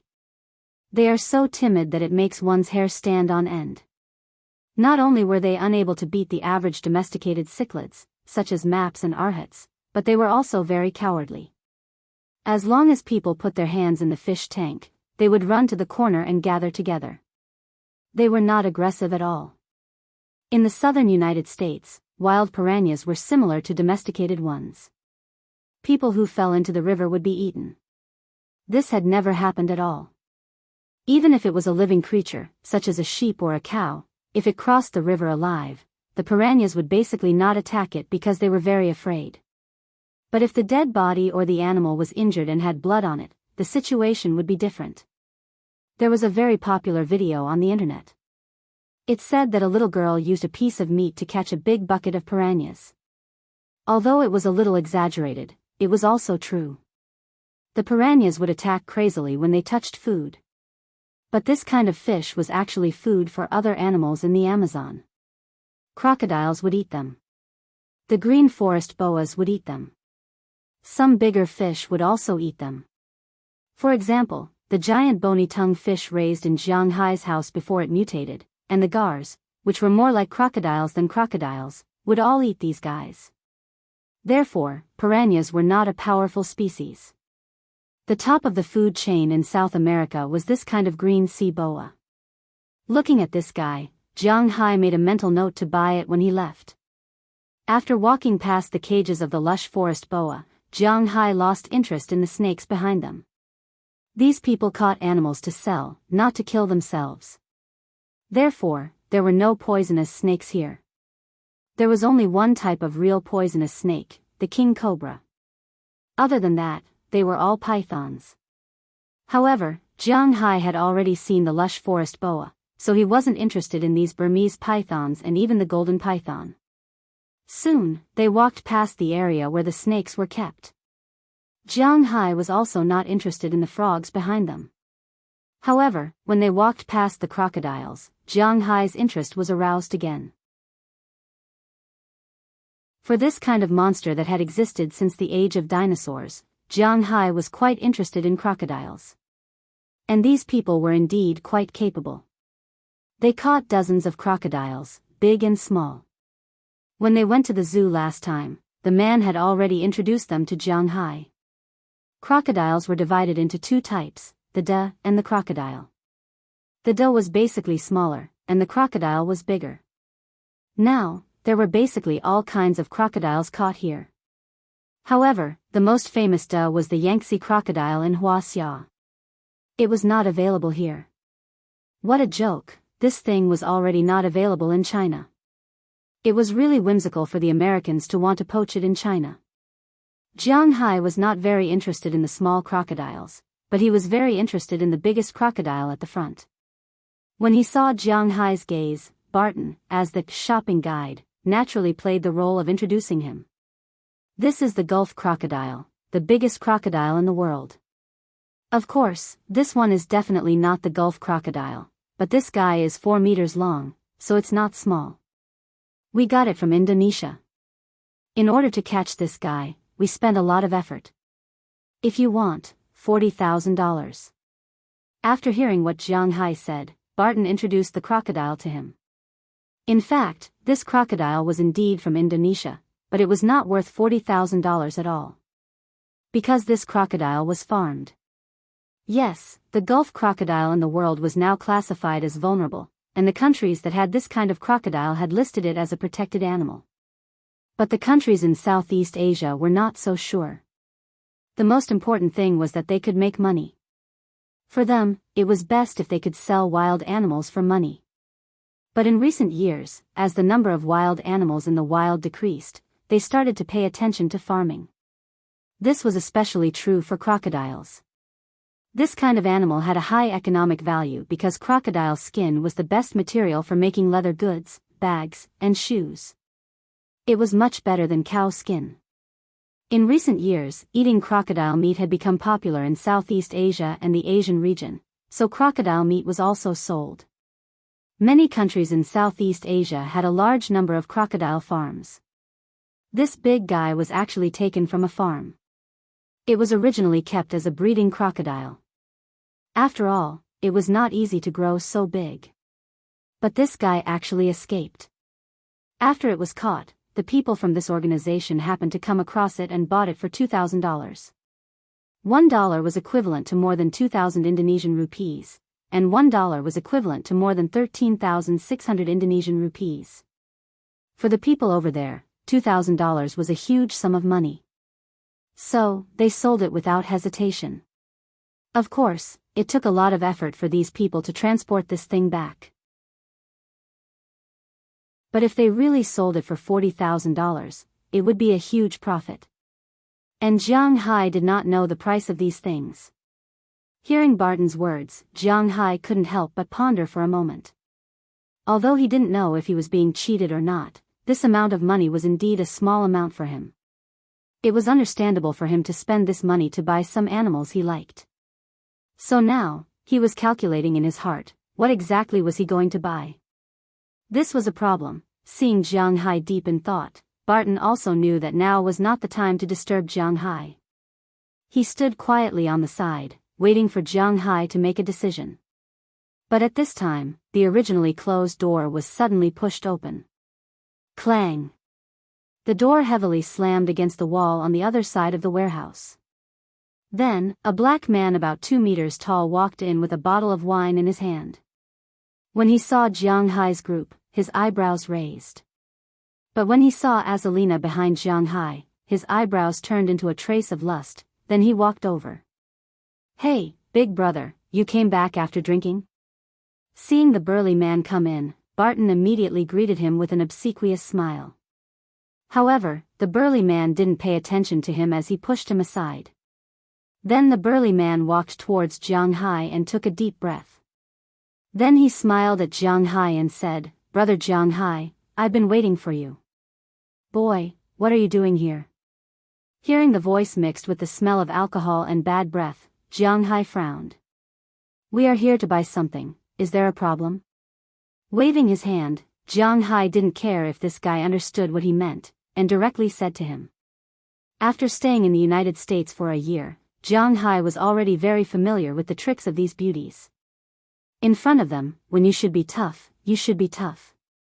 When you shouldn't be tough, you should also be tough. Otherwise, they will think that you are easy to bully. Besides, Jiang Hai also has the capital to be tough. Those billions of savings are not a joke. What's the problem? I'm telling you, the problem is big. I don't want to do business with you, get lost. Hearing Jiang Hai's words, the drunkard here opened his mouth and said to Jiang Hai while breathing out the smell of alcohol. Hearing his words, Jiang Hai's eyes flashed, but then he smiled. It's not a big deal if he doesn't want to do business with you. The things are yours, it's up to you whether you want to sell them or not, let's go. Since someone came to disturb the situation, Jiang Hai didn't have to buy these things. Since they are not going to make money, Jiang Hai didn't want to stay here any longer. He waved his hand and prepared to leave. "Wait a minute, do you think you can come and go as you please?" Seeing that Jiang Hai was about to leave, the drunkard suddenly said, then stopped in front of Jiang Hai with an evil smile and pointed at Jiang Hai arrogantly. "What do you mean by this?" Now Jiang Hai can tell that this guy is looking for trouble. If he just drank too much and didn't want to sell his things, then Jiang Hai won't bother with him. But if he's looking for trouble, then Jiang Hai will let him know what it means to be stubborn. "What do you mean? You've been here for so long, don't you need to spend money? You have to spend money to go to the zoo, $100,000 per person, take it out, get lost, if you can't take it out.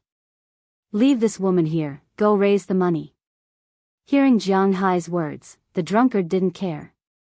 He walked towards Jiang Hai and said with a smirk on his face. Hearing his words, Jiang Hai and the others couldn't help but look at each other, then they all laughed unconsciously. "I'm laughing at your M13. Looking at the mocking smile on Jiang Hai and the others' faces, this made the drunkard quite unhappy.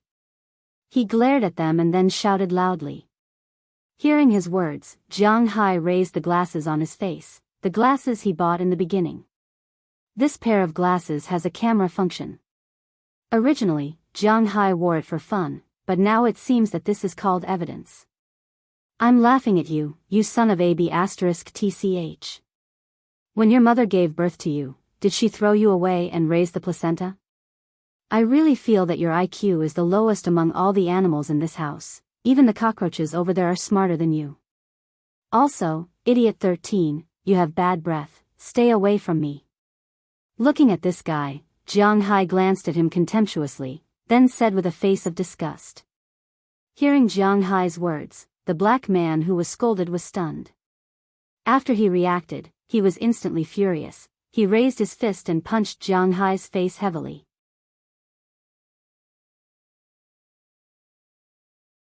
Chapter 561. This black man's name was Fields Chalkley. He was different from the average Native American. He was actually an African. When he was 12 years old, he saved the life of the former leader of this poaching organization and killed a leopard that wanted to eat him. At that time, the former leader felt that this kid was ruthless and strong enough, so he brought him to the United States. He raised the organization with his son. Before the new year, the former leader retired and handed the organization over to his son. Fields Chalkley, who was his godson, was only second to one in the organization and above everyone else. He came to the United States at the age of 12. He was not interested in learning about culture, but he had been studying combat and fighting. When he was 15, he had fought in New York's underground boxing ring. When he was 20, he had killed 3 forest rangers in Africa on his first mission. He was 30 years old this year. His body was at its peak, and his experience was at its maximum. He was also at his most ruthless and merciless. Usually, he was lawless, but he knew his own situation. His brain wasn't very good, so he wasn't that ambitious. Other than money, women, blood, and alcohol, he wasn't interested in power. The reason why the organization wanted him was because he was a top fighter, so the leader naturally trusted him very much. He even called the subordinates of this organization to call Fields Chalkley Big Brother. It was because of this that this man was quite arrogant here. He could not remember how long it had been since someone dared to talk to him like Jianghu. But it did not mean that he would not teach Jianghu a lesson if he dared to talk to him like this. In his eyes, Jianghu's head would probably be directly flattened by his punch. Fortunately, he still held back and didn't hit Jianghu's temple. He only hit Jianghu's face. If Jianghu died, there would be some trouble. He might have to hide abroad for 8 to 10 years. But it didn't matter if he only injured Jianghu. In his view, Jianghu was motionless at this time. That meant he was scared silly. This yellow-skinned guy was too cowardly. This reminded him of the possums on the grassland. The courage of those little guys might be about the same as Jianghu. However, just when he felt that his fist was only a few centimeters away from hitting Jianghu's face, he suddenly stopped. It seems that you really don't want to live.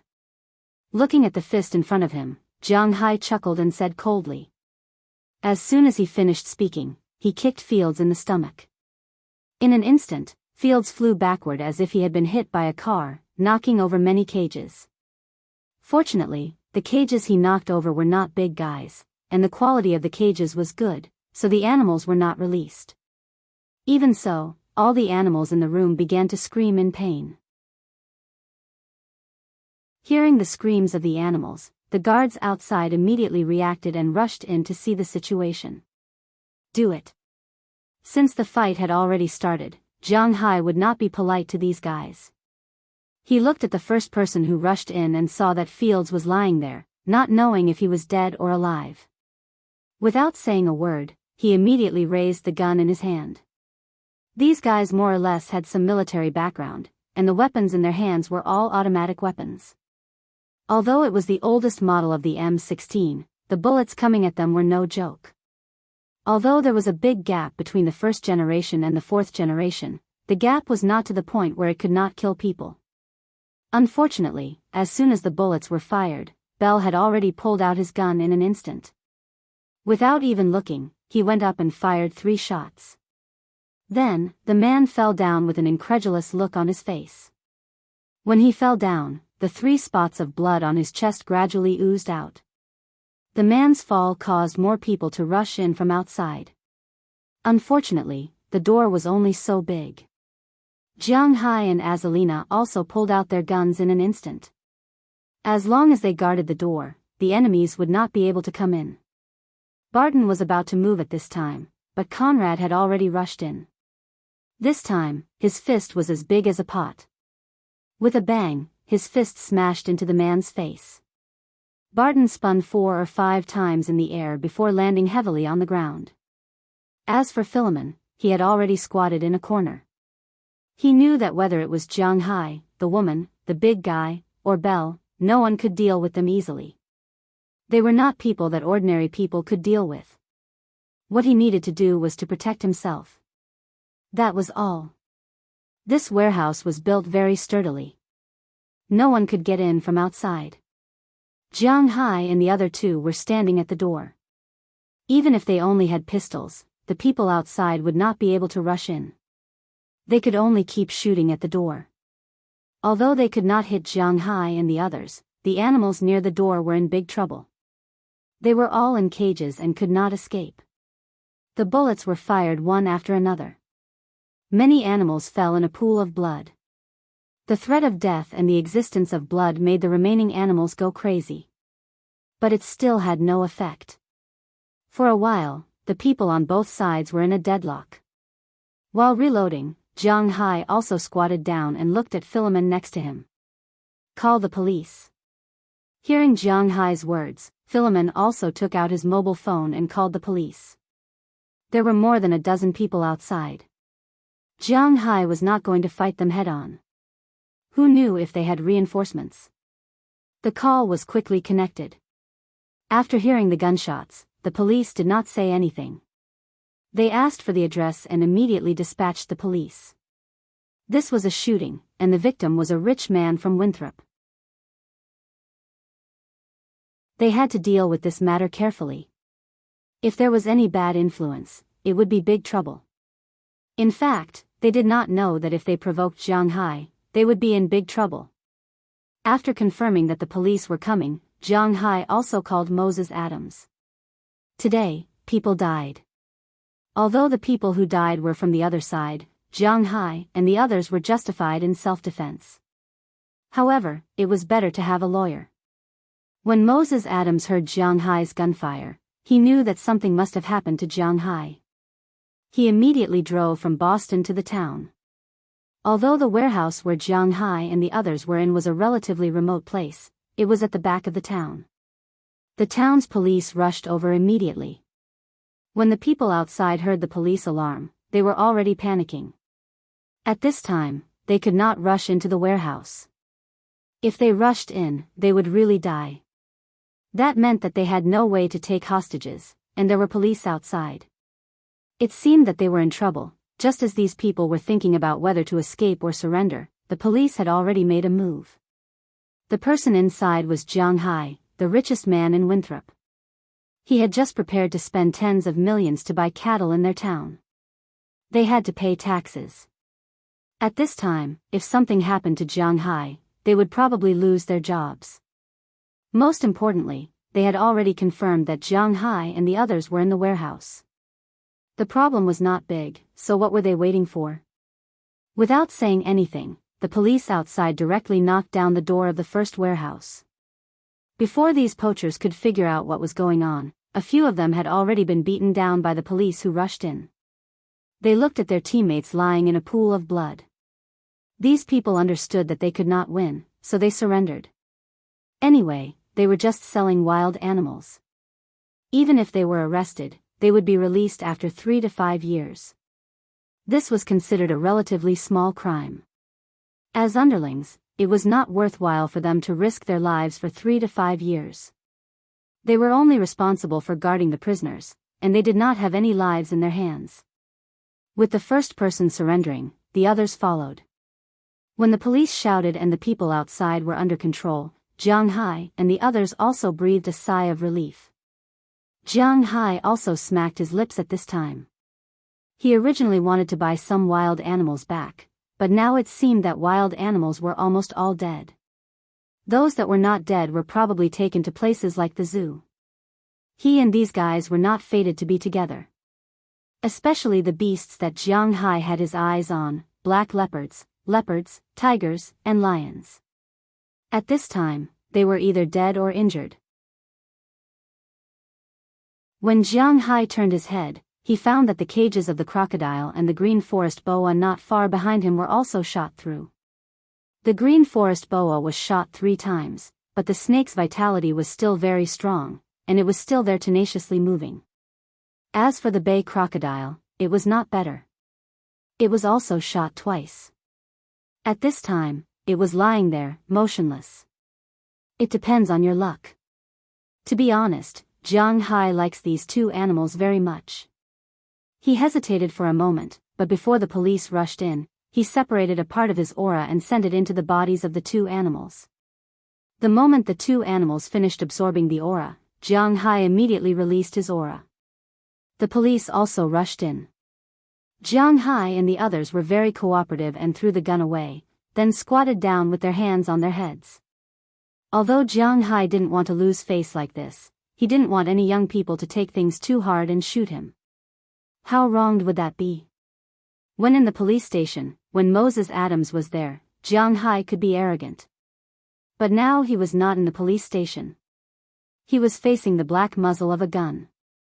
At this time, it would not be wrong to be afraid. After the police came in, they first took control of Jianghu and the others, then checked the injuries of Barton and the man who was kicked by Jianghu, and immediately called an ambulance. Then Jianghu and the dozen people who had their guns taken away were taken to the police station together.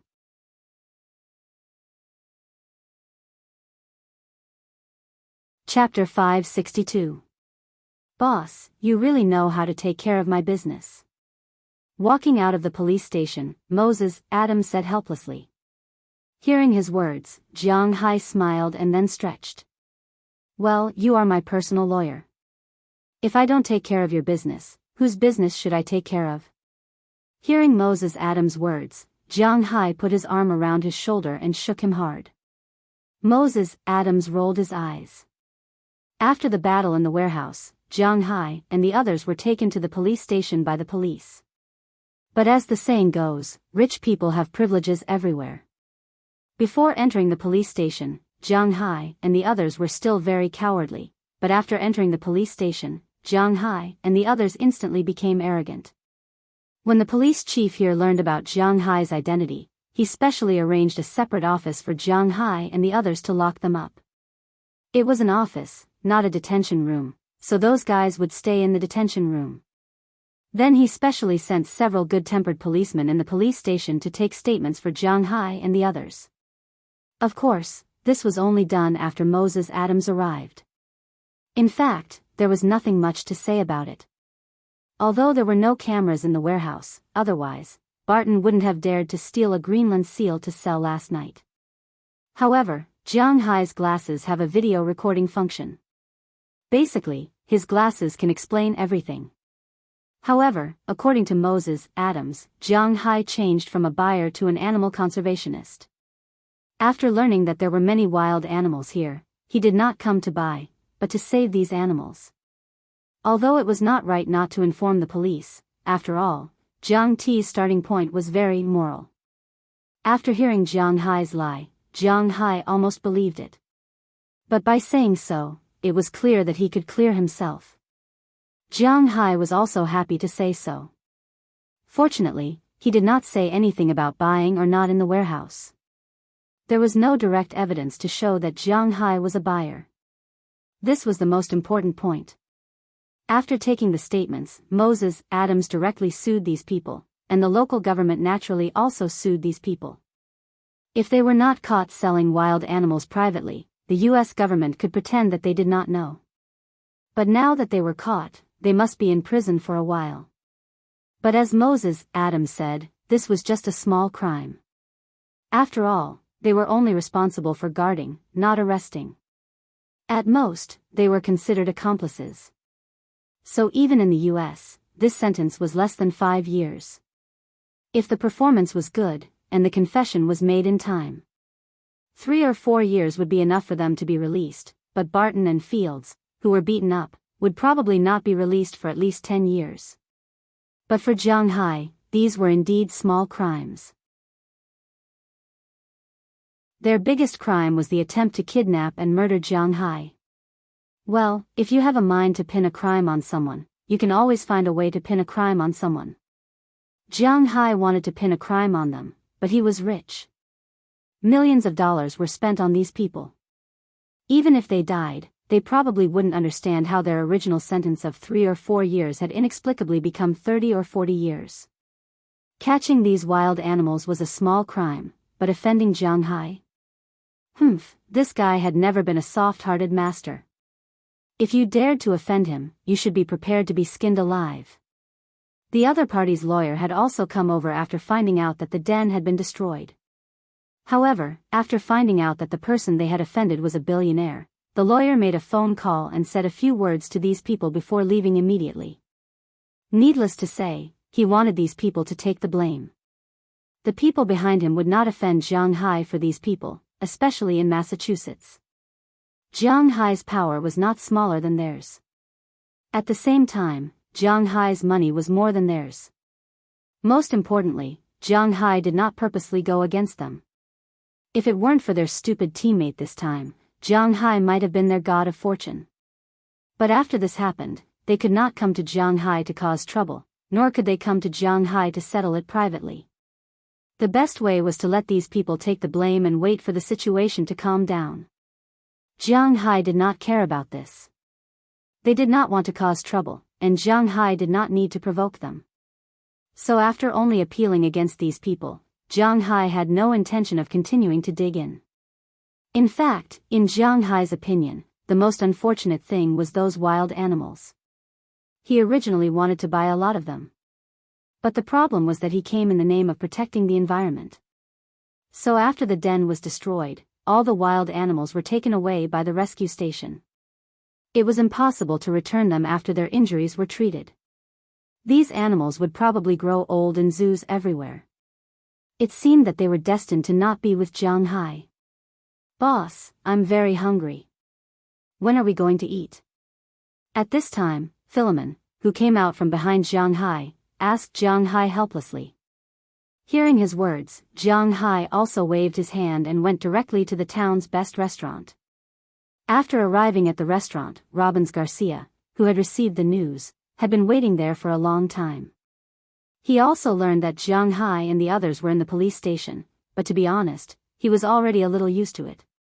When Jianghu was in the police station for the first time, he was more or less a little worried, but later, he was often in the police station, so it was not a big deal. Because he knew that Jianghu would not be harmed by the police, and no police dared to provoke him. So after learning that Jianghu was in the police station, he just made a phone call. After learning that Moses Adams had come, he continued to collect cattle here. At this time, he had collected almost all the cattle today. "Boss, you really feel uncomfortable when you don't cause trouble for a few days." Now looking at the group of people walking over, Robbins Garcia couldn't help but smile and said to him. He knew that his boss was destined to not be easy to deal with. "Ha ha ha ha, well, in fact, what I want to say is that they provoked me." Hearing Robbins Garcia's words, Jianghu couldn't help but shake his head and smile. Although he was telling the truth, he really felt that what he said was a little fake no matter how he listened to it. Okay, let's not talk about it. Let's eat. Looking at the people around him who didn't know whether to laugh or cry, Jianghu decided to put these annoying things aside for the time being. Let's eat. So everyone walked into the restaurant and started eating. When Jianghu and the others arrived in this town, it wasn't noon yet, so they didn't eat. As a result, when they came out now, it was already past 5 o'clock in the evening. They hadn't eaten all day. To be honest, they could endure it, but they were also very hungry. Now that they saw the food, they immediately started cooking without hesitation. Although the taste of the best restaurant in this town was quite average, Jianghu and the others enjoyed it very much. After having a good meal, the matters here were handed over to Moses Adams, and Jianghu and the others got in the car and took the cattle back to the manor. This was the real purpose of their visit. When the cattle returned to the manor, it was already past 9 o'clock in the evening. Today, they didn't let the cattle adapt to the pasture, but instead let them return to the cowshed. As for Jianghu and the others, they also returned to their own rooms. But when Jianghu returned to his room, there were naturally two figures quietly staying in his room. Although Bernice's defenses were strict, she couldn't resist the existence of moles in the villa. Even if Daliana and Marian had a good relationship with Bernice, their closeness with Aphrodite and the others was unimaginable to Bernice. So every day, they would quietly open the window at the back of the villa, or let one or two people in according to Aphrodite's instructions when Bernice wasn't paying attention. The two of them would directly hide in Jianghai's room and not come out, just waiting for Jianghai to come back. After that, they would quietly leave Jianghai's villa in the morning before dawn, making Bernice always think that Jianghai still slept by himself at night. Tonight, after Jianghai came back, Hilda Leonard and Paige Hall, who were nestled in his bed, jumped out of bed. Looking at the two charming existences in front of him, Jianghai also smiled and took them to the bathroom first. The weather in Boston was still quite hot, and Jianghai also needed to take a good bath before going to bed. Of course, he didn't know what would happen during the bath and sleep. Anyway, Hilda and Paige's feelings for Jianghai were clear. As long as Jianghai said it, then they would complete it 120%. Even if Jianghai didn't say it, they would take the initiative to think about what Jianghai wanted them to do and complete it. This was their attitude towards Jianghai. The two people who came every day were also arranged by Aphrodite. One person really couldn't handle Jianghai. In fact, the two of them couldn't handle it now, but they might have a chance if they used the body concealing technique. Besides, if there were more people, it would be easy to be discovered by Bernice. Jianghai was still very satisfied with Aphrodite's considerate arrangement. It was said that the land of gentleness was the tomb of heroes. Jianghai never thought of himself as a hero, but this land of gentleness really made him feel very comfortable. The most important thing was that he didn't have to worry about the hygiene of these girls, nor did he have to worry about the status of these girls. Without any psychological burden, Jianghai's body and mind were comforted to the greatest extent. This kind of life was really great. The moon quietly hung in the middle of the sky, and then slowly set down. The one that replaced the moon in the sky was the sun. A new day came quietly without him noticing. When Jianghai woke up from his sleep, there was no one around him. This made him feel unreal, but he knew that what happened on the first day was real. At the very least, his slightly sore waist wasn't something that could be cured by sleeping.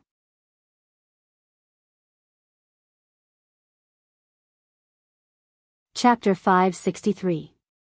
Do I look good? Bernice was panting heavily as she looked at Jianghai, who was lying on a white jade recliner. She was sweating profusely as she looked at Jianghai, who seemed to be in a bad mood. Jianghai just chuckled. Don't misunderstand, the two of them were not doing anything at this time. Bernice's sweat was entirely due to exercise. Cough. Why does it seem to be getting more and more confusing? She was indeed exercising. Every morning, she would get up and exercise. After running for a bit, she would do a set of boxing moves. Although he didn't know what this set of boxing moves was, it seemed like it was very particular about the intensity of the body's training. After one round, her body would be covered with pearls and steaming hot. Of course, there was steam in early spring, late spring, or winter. It was now mid-September, but the temperature was still quite high. The highest temperature during the day was basically between 23 degrees and 25 degrees. It was slightly colder in the morning and evening, but it was still above 14 degrees. This temperature was not enough to make white smoke come out of people's heads. At this time, Bernice had just finished a round of boxing and was on the lawn in front of Jianghai's villa. Jianghai was half lying on the recliner at this time, watching her boxing there. He had to admit that although Bernice's body had not absorbed Jianghai's aura, the beef and fish she ate here all contained aura and she had been exercising. Whether it was her figure or her skin, it was a level higher than when she came here. The black vest on her upper body was wrapped in a magnificent manner, and it seemed to be a size too big. Originally, Asian women were at a disadvantage on average, but at this time, Bernice seemed to have the intention of catching up with Europe and America. Even when facing Aphrodite and the others, who had already been developed by Jianghai, she was not afraid to give in. Of course, Jianghai was not too clear about the specific situation. But at least she looked very intimidating. Her waist was red outside, and there were also faintly visible four-pack abs. It was indeed very good. Her lower body was wrapped around her slender thighs, and there was also a round cough. In short, if Bernice's current photos were posted online, there would probably be another new generation of otaku goddesses. Compared to Bernice, Jianghai's attitude was much calmer. He used to get up and run every morning. First, it was because he wanted to have better control over his body. He wanted to become stronger. But later, he discovered that every time he leveled up, although his body's strength increased, he didn't lose control of his strength. In the past, when he practiced Biyao's fighting techniques, Jianghu wanted to maximize his strength. But now, his strength was 4 times that of a normal human being.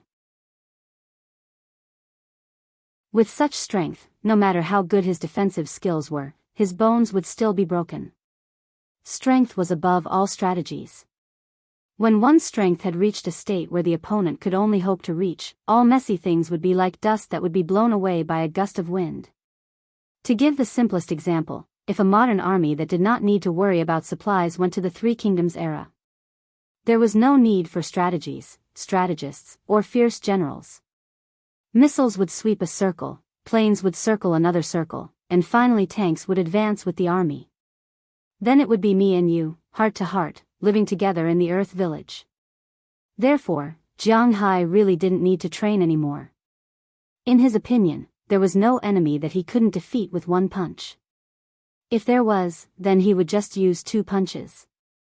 Such a change in mentality made him too lazy to study the problem of technique. The second reason was that Jianghu didn't have anyone by his side in the past, so he usually couldn't sleep well in the morning. There was always some insomnia, so in the morning, he would get up to run and walk around, which was equivalent to venting his excess energy.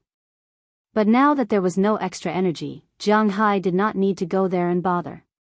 Is it okay? Look at it every day, you don't change your style. Hearing Bernice's words, if it was the previous Jianghu, he might be a little shy, but recently, Jianghu's posture had developed quite well, so his skin had become thicker unconsciously. What? You want me to practice in a bikini?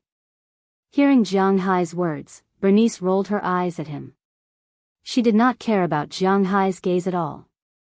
She directly picked up the grape juice he put on the table and took a sip. She did not mind that Jianghu had drunk it before. Jianghu not only left a lot of grapes to make wine, but he also squeezed a lot of them into juice to drink. It had to be admitted that the juice squeezed from this kind of wine grapes was inevitably not delicious because the grape skin was too thick and the seeds were quite big, so if it was squeezed into juice, the taste would be particularly sour and astringent. But after Jianghu's spirit improved the grapes, they became much better. Instead, they were very sweet, and the grape juice squeezed out tasted quite good. What's so good about a bikini? It's not like I haven't seen it before. Picking up the grape juice put down by Bernice again, Jianghu said vaguely while drinking. Hearing Jianghu's words, Bernice couldn't help but pat Jianghu's leg with her hand. What? Do you still want to see me naked? If you want to see, then come to my room at night. I'm always a first-class sleeper. You're welcome to come and see. If you're beastly, I probably won't be your opponent. Just treat it as paying for the rent and food here. After listening to Jianghu's words, Bernice retorted quite fiercely, making Jianghu speechless. You are a female rogue. Sure enough, Jianghu always backed down at the critical moment.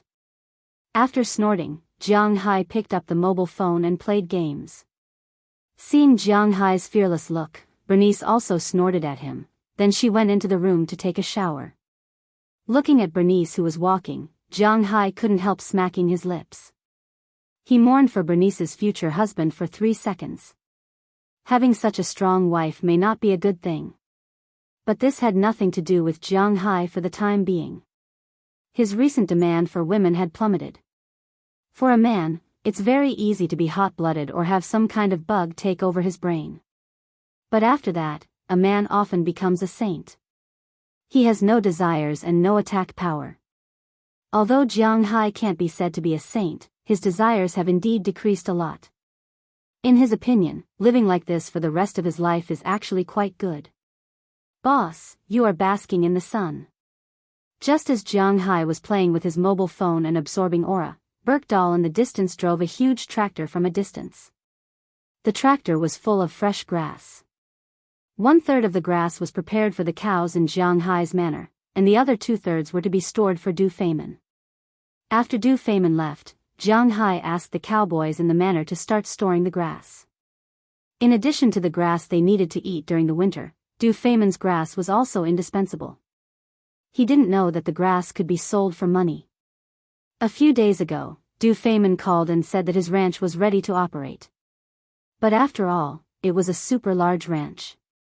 Unlike Jianghu's ranch, it would take a long time for him to choose the land, build it, and pick the cows. But Jianghu's ranch would have no problem storing the grass first. After his ranch was built, Jianghu's grass would be delivered to him. In the eyes of Birkdahl and the others, it was no longer green grass growing in the manor, but green dollars. They really didn't think that Jianghu's grass could be sold at such a high price. It was really shocking. On the contrary, Jianghu was very calm, because he had long been sure that his grass could be sold for money. Hearing Birkdahl's words, Jianghu sat up and asked him with a smile, "Well, yes. How are the new cows?" "The new cows are very adaptable. After all, we just started selling cows. Unlike last year, we didn't have a lot to choose from. The quality of this batch of cows is slightly better than last year's batch. I believe these cows won't let you down." Hearing Jianghu's words, Birkdahl also smiled. A few days ago, Jianghu and the others had gone to buy cattle. Recently, the cattle had been delivered, including the breeding cattle they had selected. The edge of the manor's ranch had officially entered the development period. The cowboys, who had been idle for a while, were once again busy. Their income was directly linked to the cows. Since the cows were valuable, Jianghu gave them a lot of bonuses. Jianghu's salary wasn't the highest among the cowboys of the same kind, but it was still above average. However, Jianghu's bonus was a huge sum that no other cowboys in the country could get. This was also the reason why they were so loyal. After selling all the bulls from last year, Jianghu made a total of $1.47 billion. 700 million of that was to be kept for tax purposes. Of the remaining nearly $800 million, Jianghu took out $5 million in addition to the hundreds of thousands of dollars he gave them at the beginning. He was going to give them a year-end bonus during the new year. Jianghu only had 5 cowboys: Robbins Garcia, Birkdahl, Philemon Turner, Harriman Fells, and Bell Lester. In other words, each of these 5 could get a year-end bonus of $1 million. Jianghu had inadvertently said this when he was drinking a while ago. After that, these people became even crazier. Since when could a cowboy earn more than $3 million a year? Even if they had to pay taxes, they would be happy. They used to pay the lowest level of taxes, but now they could pay the highest level. This was the difference. To be honest, although they hadn't received the money yet, they knew that Jianghu couldn't be wrong. Philemon even wanted his 2 sons to come over and be cowboys. What a joke. They worked outside and worked hard to earn $80,000 to $100,000 a year. The 2 of them added together didn't even make a fraction of what he, a laborer, made in a year. How embarrassing.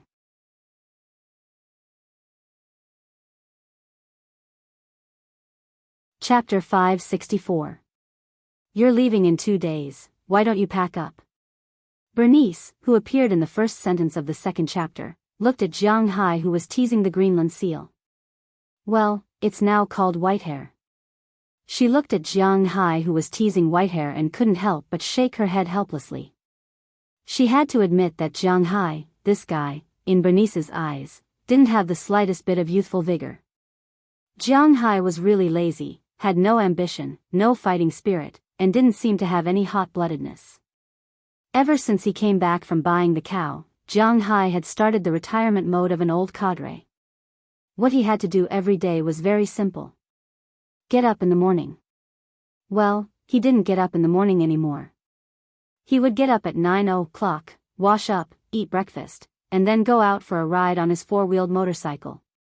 In fact, the most important thing was to go to the seaside to contact the dolphins and Big Idiot. Then he would go to the stable to ride Little Xia for a ride. After feeding some carrots, he would ride the small car back, lie down on his white jade recliner, and start playing games. Recently, Bernice found that Aphrodite and the others would no longer do anything that shouldn't happen with Jianghu in the bathroom. This made her feel very relieved, but she didn't know that the battlefield had already moved to Jianghu's bedroom. In this way, when the battle was over at night, Jianghu would hug the two girls and have a good night's sleep. The next day, it was the same as the first day. This state really made Bernice speechless. Because there was really no trace of a young man on Jianghu. If it wasn't because she saw him every day, she would have thought that this guy was already in his 50s. Why was he so indifferent to everything? Young people have good things and bad things, but Jianghu didn't have any of them. This really made Bernice confused. The good side of young people was their ambition, fighting spirit, and fighting spirit. After all, they were still young. If they didn't work hard now, what would they do when they were old? This was also the foundation for young people to gain a foothold in this world. No matter what their goal is, a better life, a better partner, more money, a better future, etc. At this time, they would fight for their dreams, but Jianghu didn't have this intention at all. Ideal? According to Stephen Chow's words, a person without dreams was no different from a salted fish. There was not much difference between ideals and dreams. They were both goals that people worked hard for. In a novel, this was called the main plot. For example, if a person's engagement was broken off, he would swear to prove himself and prove that those who looked down on him were wrong. This was the main plot, the goal, the ideal, and the dream. Although Jianghu also wanted to burn for a while, suddenly one day, he realized that being a salted fish was actually quite good. It was fine if he didn't have any dreams, because he really didn't know what he wanted now. Power? He was not interested. Money? He was not short of money now. He had money, leisure, and women. Being a salted fish was not a big deal. Therefore, unless there was something urgent, Jianghu was really unwilling to change his lifestyle. But in Bernice's eyes, or maybe in the eyes of normal women, Jianghu was indeed a little too strange. Of course, people like Aphrodite and Daliana did not count because they worshipped and approved of Jianghu. If Jianghu farted and said it smelled good, they would say it smelled good. Feng Yunshen and Ai Xiaoxi were also different because they did not have a relationship with Jianghu in the beginning. Qi Li and Jianghu were also different because Qi Li was originally high and mighty, and Jianghu was her accessory. Suddenly, this accessory rebelled one day. Oh no, it was an uprising, and he even overrode her and saved her life. In addition, there was a messy and melodramatic storyline between the two, so no one knew what happened to them in the end. Because Xiaoya was inexperienced, she was protected since she was young. Her only dream was to live under the sun. Now that Jianghu had helped her realize her dream, she was actually the same kind of person as Jianghu, except that she was a woman and Jianghu was a man. Apart from the weird thoughts of the people around Jianghu, ordinary career women would feel that Jianghu was very childish and boring when they looked at Jianghu. If you have the time, why don't you think about earning more money and improving your social status? Find something for yourself to do, help your subordinates, study, and learn more about the manor, the ranch, and the fishing ground. There were probably many people with such career women around them. They were commonly known as strong women. They couldn't bear to see others like Jianghu, who was lazy and had nothing to do all day. In their opinion, there were actually a lot of things that Jianghu could do, but Jianghu didn't do it. Instead, he chose to stay there, which was very unbearable. What's there to pack? You told me to pack last time. If you lack anything, I'll buy it when we get there. Pulling the thick flesh on Whitehair's body, Jianghu picked up a herring that Edward Anderson caught and played with it. Herring was also called Pacific herring. Of course, this fish could also be found in the Atlantic Ocean, and there were quite a lot of them. Among the 4 major fishing grounds, the Peruvian fishing ground relied on this fish to make a fortune. Herring and cod were 2 of the most economic fish. However, now the population of cod was slowly declining with the closure of the Newfoundland fishing ground in Canada. Herring, on the other hand, was actually the most popular type of fish. This type of fish had a very disgusting way of eating it. After it was fished out, it would be immediately sealed in a can. When it was time to eat it, the taste. Oh my God. Compared to Wuxia's stinky tofu, it was like the difference between a small hill and the Himalayas. It was ranked second in the world's smelliest food. Jianghu naturally wouldn't eat it like that. What a joke, he wasn't crazy yet. After these herrings were caught, Edward Anderson and the others would use them as bait because this fish would eat almost any fish. They were between 18 centimeters and 40 centimeters in size. When they were cooked, they tasted very good when fried. Especially now, the herrings were seeded.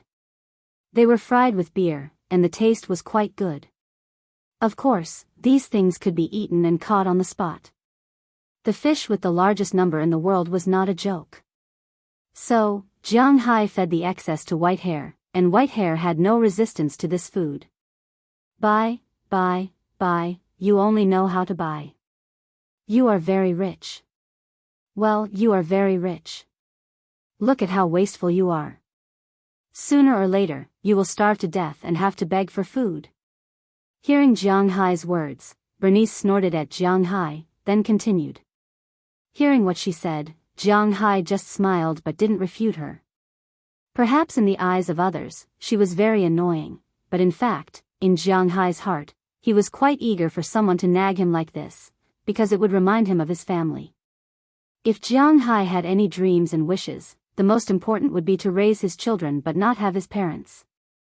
Although Bernice was much younger than him, her nagging made him feel like a family member. So Jianghu didn't have any dissatisfaction with Bernice. Instead, he was very affectionate with her nagging. Perhaps Bernice also knew that what she said had no effect on Jianghu, so after talking for a while, she sat back down next to Jianghu and played with Whitehair. Looking at Bernice's pretty face, Jianghu also smiled. This girl was really interesting. If possible, he hoped that this girl could stay here forever. But the relationship between him and her, Jianghu wasn't too good to say because it was indeed not so easy to establish. Just as Jianghu was looking at Bernice playing with Whitehair, her phone suddenly rang. The screen of the phone lit up and a word was written on it. Seeing this, Bernice also stood up and took her phone to the side. Jianghu didn't move and just looked at her.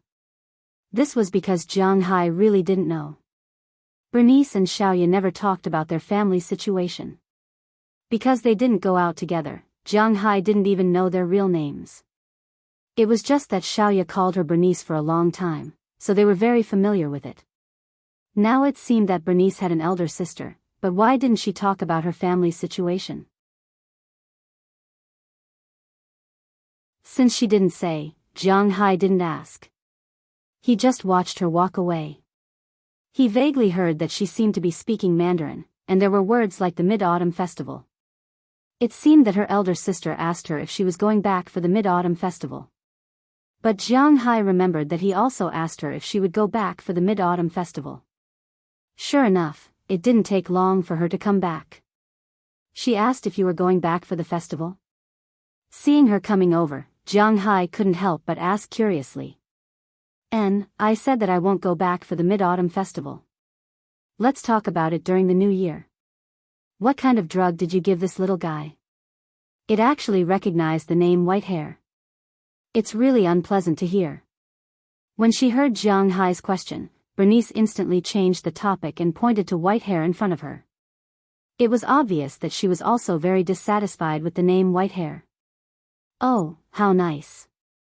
Hearing her words, Jianghu wouldn't tell her about the news of spiritual energy. But at this moment, Jianghu's phone also rang.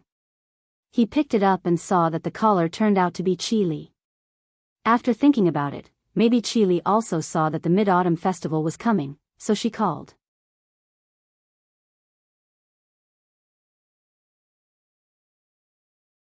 Chapter 565. Ever since they fought side by side, the relationship between Jianghu and Qili was no longer the same as before. When they met, they didn't have a good impression of each other. For Jianghu, there was only disgust. After all, the relationship between the two was not so harmonious. As a man from the 3 provinces in the northeast, he was obviously a male chauvinist. He was ignored by his wife at home for a whole year. It would be strange if he felt comfortable. Moreover, he was despised by the people around her every now and then. So after Jiang Hai had the ability, he was indeed like a villain and directly turned hostile. Of course, if Qili didn't seem to be so arrogant to him, he wouldn't have such a big opinion of her. But this kind of relationship, after Qili admitted defeat and talked to him in the manner, had become a lot weaker. Plus, last time, they fought side by side, so the relationship between Jiang Hai and Qili improved a little. Jiang Hai didn't know what Qili was thinking now, but in Jiang Hai's heart, the hatred for Qili had been completely put down, but there was still no love. So the relationship between the two now was a bit like childhood friends, but it was also a little awkward. Looking at the phone call from Qili, Bernice's eyes flashed, then she didn't say anything. She just turned her head and continued to feed white hair, and Jiang Hai stood up and walked to the side to pick up the phone. "Hello, Qili, what's the matter?" After picking up the phone, Jiang Hai asked Qili on the other side of the phone. Hearing Jiang Hai's words, Qili hesitated for a moment, then said to Jiang Hai, "Hello, Jiang Hai, it's nothing serious. The restaurant is running well, but just now my mom called me and asked if we will go back for the Mid-Autumn Festival." Hearing Qili's words, Jiang Hai couldn't help but be a little speechless. "This address, doesn't seem to be appropriate. I might not have time during the Mid-Autumn Festival, but I should be back in Bing City in November." After thinking for a while, Jiang Hai decided to say it. Everything had to be done first, and Ai Xiaoxi called him first. So now, Jiang Hai really didn't want to go back to Bing City during the Mid-Autumn Festival, but it didn't matter. "On November? Okay, can you tell me why you want to go back to Bing City in November?" Hearing Jiang Hai say that he won't be going back during the Mid-Autumn Festival, Qili was somewhat disappointed, but when she heard Jiang Hai say that he will be going back in November, she was happy again. "Huang Yunfei will get married in November, and I will go back then." Hearing Qili's words, Jiang Hai also said, "Oh, if that's the case, I'll see you then. I'll free up some time too." Seeing that Jiang Hai is really going back in November, Qili also said quickly. Hearing what she said, Jiang Hai also smiled and responded. After chatting for a while, Jiang Hai hung up the phone. After thinking for a while, Jiang Hai put away his mobile phone. If he is going to Ai Xiaoxi's house and Qili's house this time, then he needs to prepare some gifts. Originally, if he is just going to Ai Xiaoxi's house, he can just buy the gifts after returning to China. But now, he is going to Qili's house, so he needs to take some gifts from the manor. This is not because he is looking down on Ai Xiaoxi's family, but because of the problem of vision. If he goes to Ai Xiaoxi's house, he can just take Wulianya, Maotai, health supplements, cigarettes and so on. After all, Ai Xiaoxi's family is not very rich, and Jiang Hai used to be a child of an ordinary family. It is already good enough for him to take these gifts for the first time. Even if Jiang Hai gives them beef and fish, they don't know how much these things are worth. When the festival comes, he will treat them to a meal and say that his son-in-law brought it back. In China, there are not many ordinary people who would think that delicious beef is worth much. At most, they will say, "Your beef is real, and the taste is very authentic," and so on. Therefore, instead of taking things from the manor, it was far better to directly get some good cigarettes and good wine. When the relatives came over, the top-grade Maotai and Wulianya would be placed on the table. It was much better than beef and other things. However, if he goes to Qili's house, he can't bring these things. Qili's house doesn't lack these things. It is more of a token of appreciation, so it is necessary to bring some beef and so on. What are you going to do?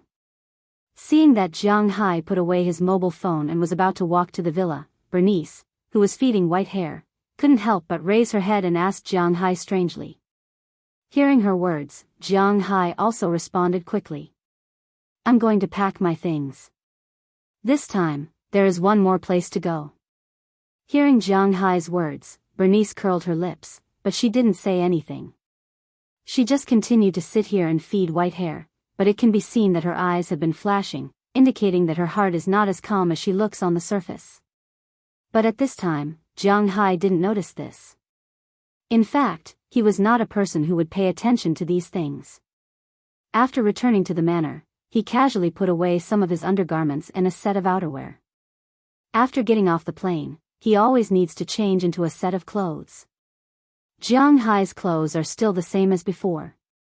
As for sportswear and outdoor wear, he naturally disliked suits and the like.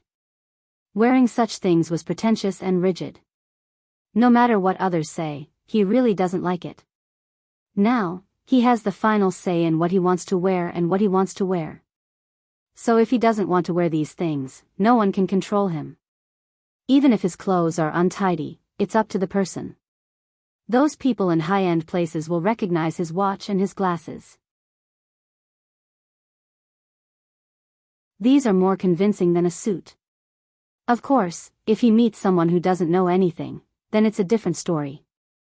After packing his clothes, Jiang Hai went to the warehouse downstairs. He thought for a while and chilled a lobster, a dozen pounds of the best beef, and some dried sea cucumbers and abalones. Then he called the courier company. It's impossible for him to bring these things over from the United States. If he brings them to Ai Xiaoxi, he will be too embarrassed to take them away. So he is going to send these things to Bing City and let Fu Yuan or Su Weixian keep them for him. He will go to Ai Xiaoxi's place and bring these things on the plane himself. It's said that the United States has the most inhumane and strict security. But in fact, they also need to see who they are checking. After packing the things, the courier company in the United States also sent someone over. Although the courier services in the United States and Europe were more popular than the courier services in China, the speed of courier services in the United States and Europe was very slow. Basically, no matter what you buy online, it will take more than 10 days to get it delivered. But in China, it takes less than 4 days. When the online reviews are done, the courier service will be given a bad review. Even the slowest courier service in China will only take about 4 days if it's not during the Lunar New Year. Some courier services are sent in 1 day and can be received the next day. These are unimaginable in the United States. Actually, this is mainly because of the salaries. In the United States, courier services are also charged by the bill. But the Americans are not like the Chinese who work hard to earn money. To them, this job is too tiring. That's why they are not willing to do it. It's sad. There are many jobs in the United States that the Americans are not willing to do. For example, food delivery, cleaning, or being a security guard in some places. These jobs earn a lot of money. Although it's not enough for some people, there are still many people doing these jobs in China. But in the United States, more than 95% of Caucasians will not do these jobs. More than 80% of African Americans will not do these jobs. On one side, there are lots of vacancies, and on the other side, there are people who are complaining about being unemployed. These people are really spoiled. In the United States, it takes about 10 days to deliver the goods. Even if there are no illegal items or items that need to be inspected, it will take at least 12 to 13 days to deliver the goods. If this is the case, these goods will arrive around the time Feng Yu returns to Bing City. This is also because Feng Yu had paid the courier company to speed up the delivery. If not, it will take at least half a month to deliver the goods. After sending the goods, Jiang Hai starts to laze around. He lies on the white jade bed and basks in the sun. Jiang Hai felt that every hour or so, a piece of dragon scale would grow on his body. This wonderful feeling really made Jiang Hai addicted. Unknowingly, Bernice also came back from outside. Looking at Jiang Hai's appearance, she couldn't help but shake her head. Jiang Hai's character is destined to be like this for the rest of his life. It will be difficult for him to change, but fortunately, her nagging was just for show. Just like how Jiang Hai ignored her nagging, she didn't think that Jiang Hai would change for the better just because she nagged a few times. That was simply impossible. In fact, she felt that Jiang Hai was pretty good even if he maintained his current state. Just like this, Jiang Hai's leisurely time passed by for a few more days. Unknowingly, it is already September 24th. The 27th is the official day of the Mid-Autumn Festival. But starting from the 26th, the Chinese government has already started to go on holiday. In other words, Jiang Hai has to go back before the 25th, otherwise, it will be troublesome if this wave of people catches up. Although Ai Xiaoxi has already booked the high-speed train ticket after getting the exact information from Jiang Hai, she still needs to calculate the time. On the morning of the 23rd, Jiang Hai handed the manor to Eduard Anderson and Robbins Garcia. Then, he bid farewell to Delina, Marion, Lilia, Bernice, and Aphrodite and drove his battle shield to New York. Only New York has a direct flight to the imperial capital. Boston is not available. At the same time, when Jiang Hai leaves town, he noticed that there seems to be more and more Chinese tourists coming to Winthrop recently.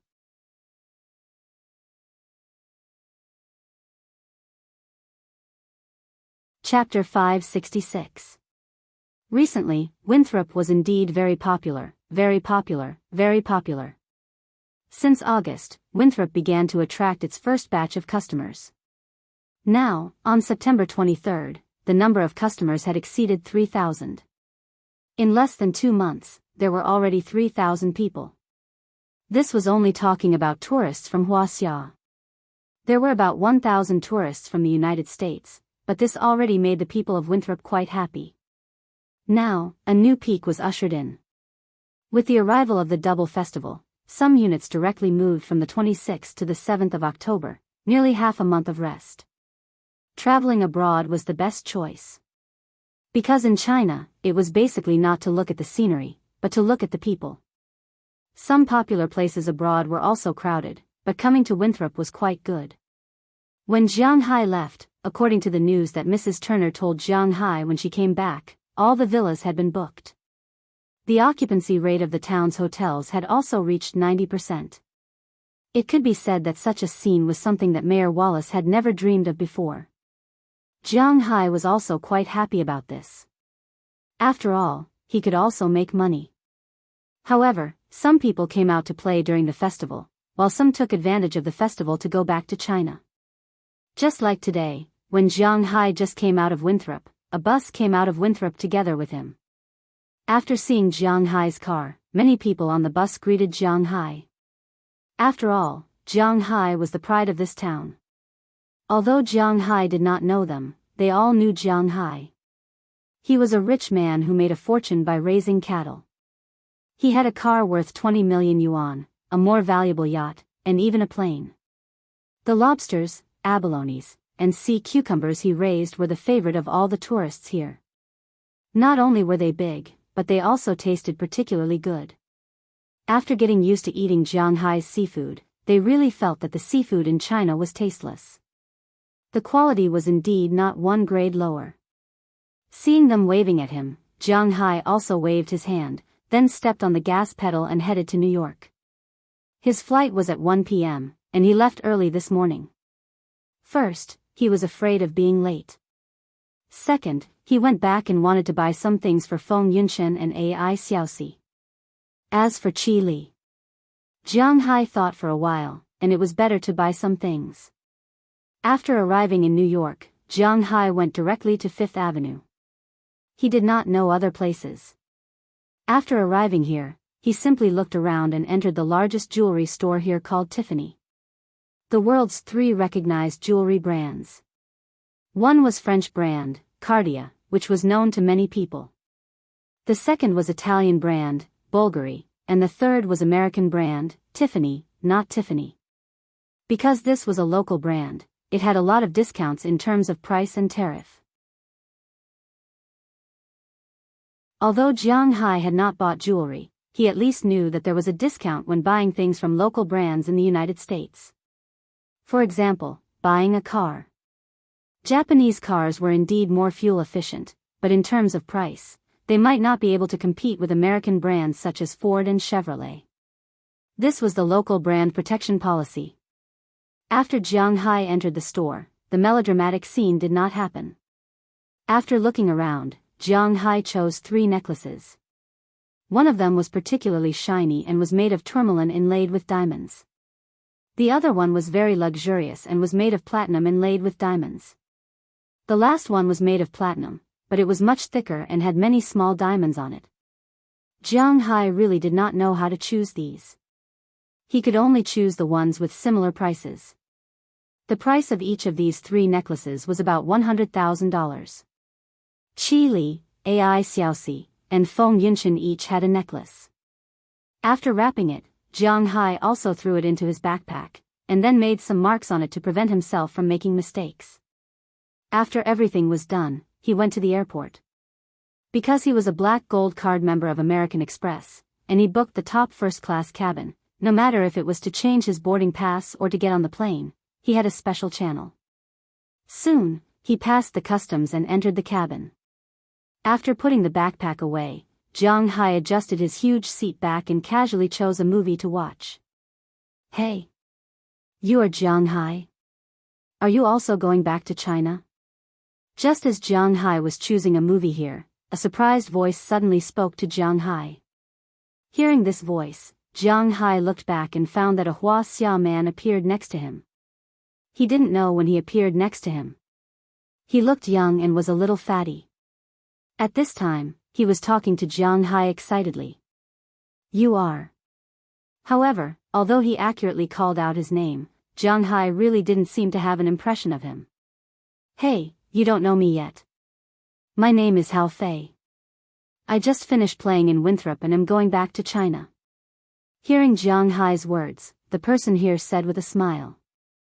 Hearing his introduction, Jianghu also understood that this person should be a tourist. It's understandable that he knows me. Although he usually doesn't talk about himself in the town, there have always been legends about him in the town. After all, the town's current development is inseparable from the support of Jianghu.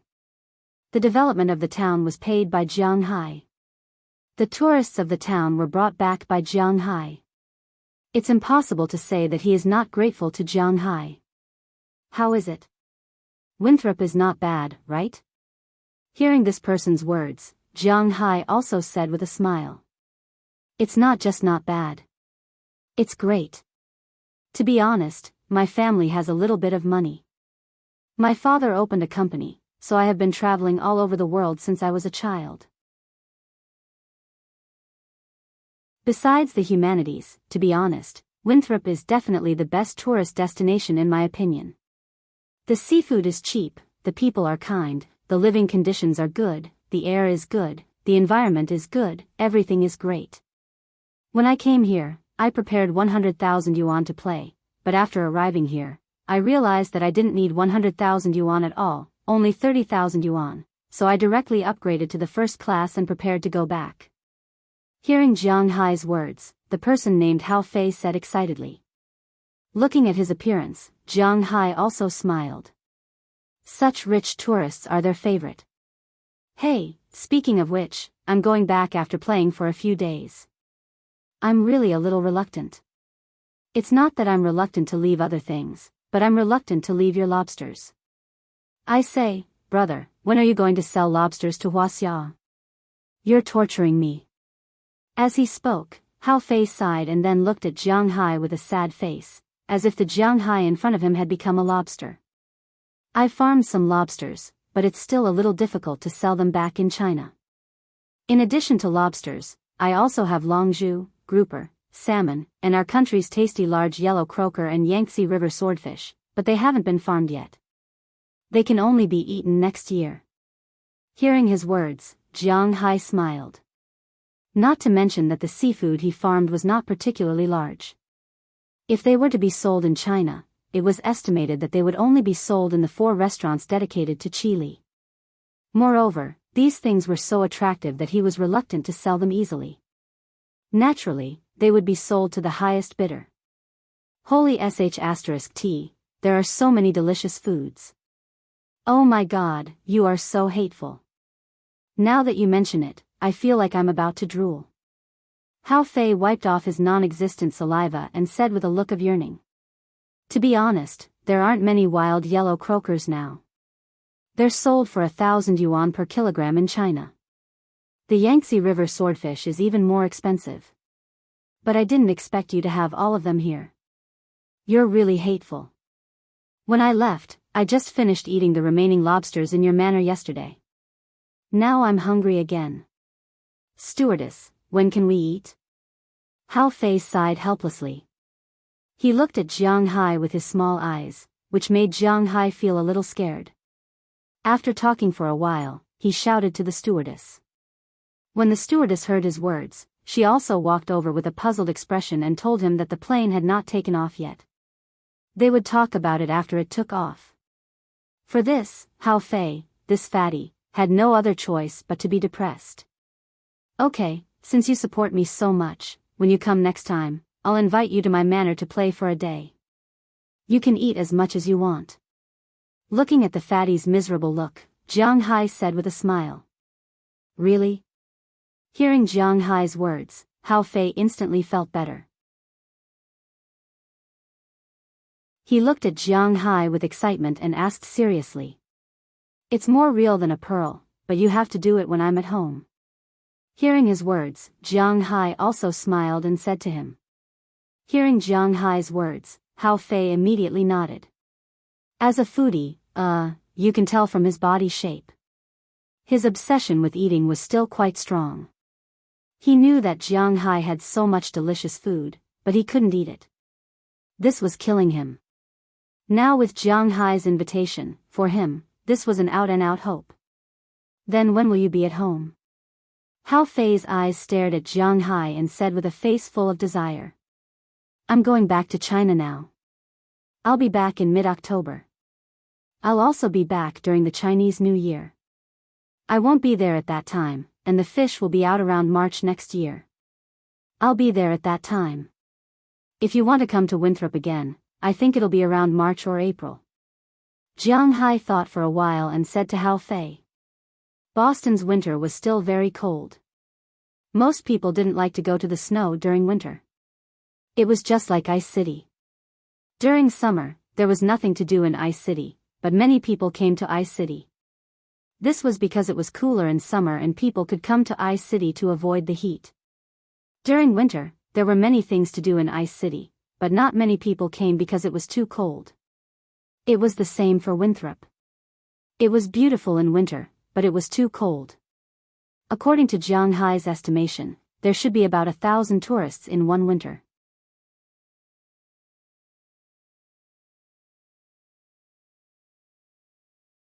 Chapter 567. When the plane appeared over the Imperial Capital Airport, Jiang Hai was gently woken up from his sleep by the stewardess who walked past him. Someone had stuffed a note beside him. Jiang Hai had always been slow to react to such things, so he didn't care about these things. Along the way, Jiang Hai's time passed quite quickly. This Hao Fei was a chatterbox who kept talking to Jiang Hai. Jiang Hai wasn't bored. Anyway, they were just bragging together. Jiang Hai wasn't very disgusted with such a person. Later, the two fell asleep in their respective chairs. When they woke up, they had already arrived at their destination. After adjusting the seats, the plane slowly descended, followed by the sound of friction between the tires and the ground. The plane also gradually braked and stopped on the road of the Imperial Capital Airport. As the plane landed, all the passengers unfastened their seatbelts almost at the same time and began to prepare to pack their things, even if the plane didn't stop properly. This might be a characteristic of the people. Most people's pace of life was very fast, and most things like to be crowded. For example, squeezing in the bus, squeezing in the subway, even when boarding the plane, it was still crowded to get off the plane. They were afraid of going out later than others. This kind of thing was hard for Jiang Hai to understand. He usually hardly brought anything on the plane, so he didn't need a place to put his luggage. He was just so slow. When the people in the first-class cabin were almost gone, Jiang Hai stood up, picked up his luggage, and left the plane.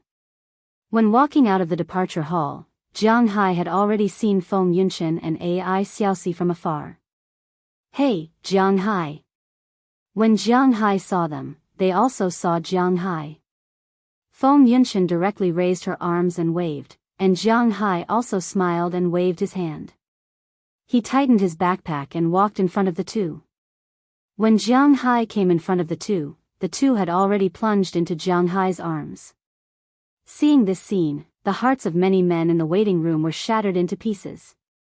One had to know that when Feng Yunxian and Ai Xiaoxi stood here, they instantly captured the hearts of many men. The two women were tall, sweet, and dressed fashionably. It could be said that they were the limit of the beauties that could be seen on the streets. She had an angelic face and a devilish figure. To be honest, her gaze was especially seductive. Those single men would subconsciously glance at them, regardless of whether they had a partner or not. Many people were fantasizing about them, but unfortunately, the two women were just talking to themselves. They didn't look at others, nor did they have any intention of getting to know others. But even if they were just standing there, it was still a beautiful scenery. Now that they saw the two of them jumping into the arms of the same man at the same time, the atmosphere in the departure hall instantly turned sour. You must be tired.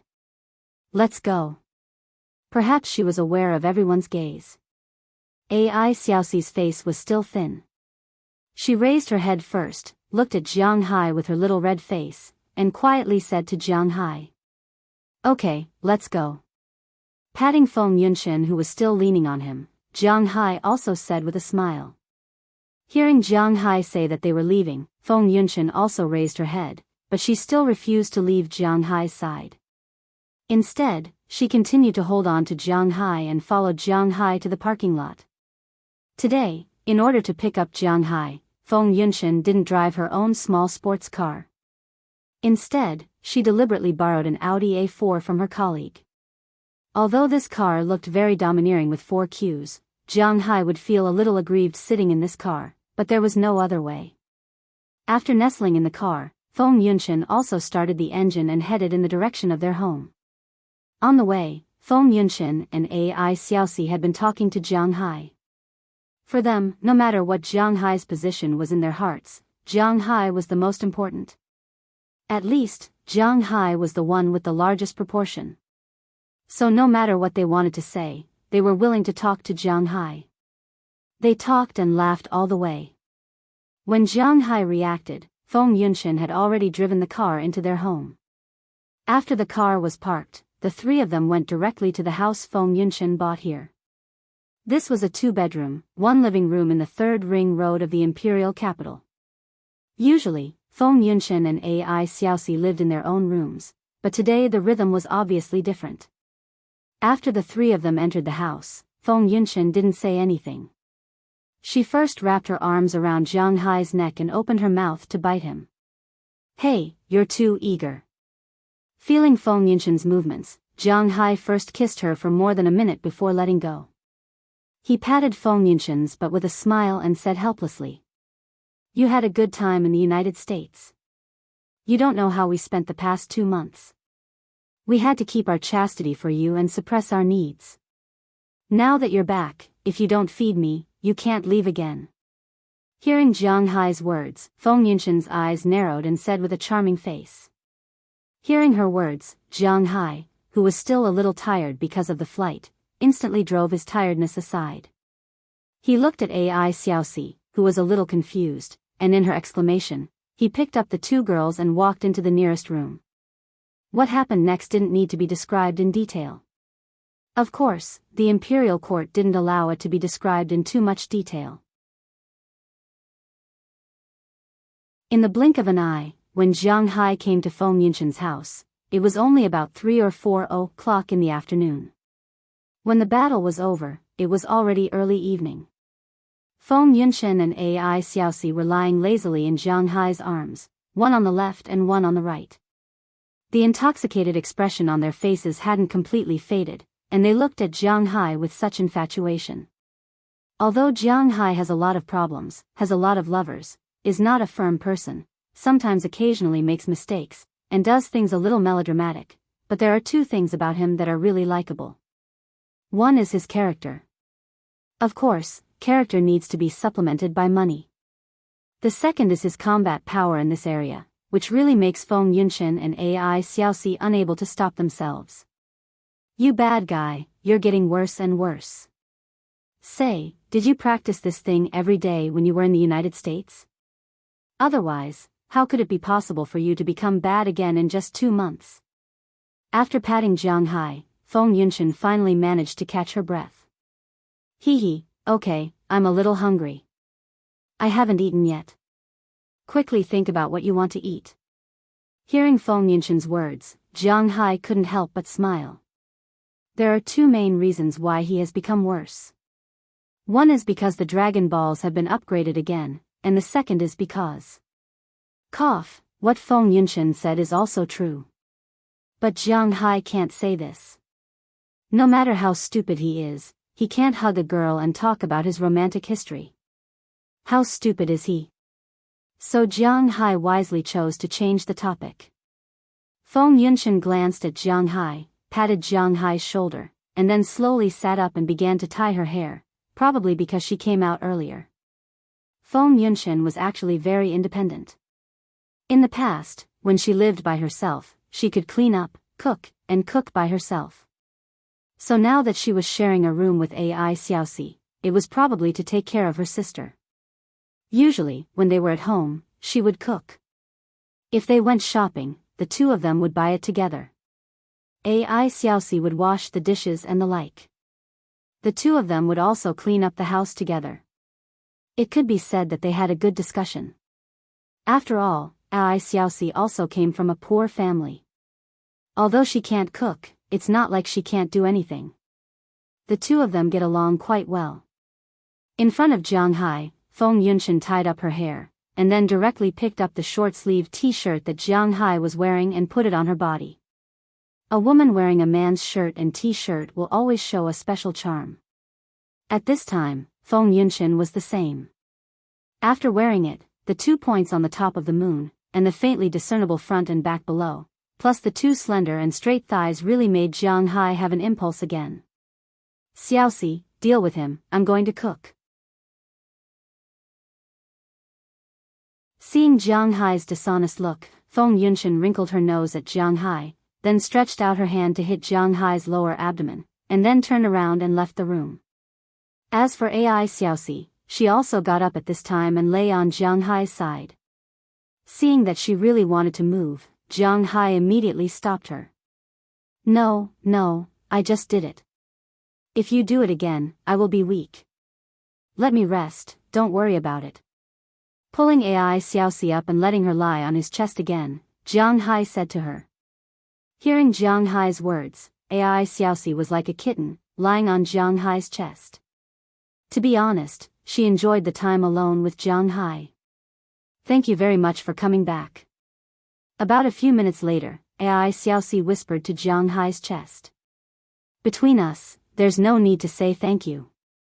Hearing Ai Xiaoxi's words, Jiang Hai went up and slapped her butt, then said with a smile. His relationship with Ai Xiaoxi is not one of saying thank you. Hearing Jiang Hai's words, to be honest, Ai Xiaoxi was really moved. The balance in her heart, which was swaying left and right, also deviated a little towards Jiang Hai. Maybe it's not a bad thing to find such a man. Can you tell me about our plans for the next few days? I will be returning to Bing City in November.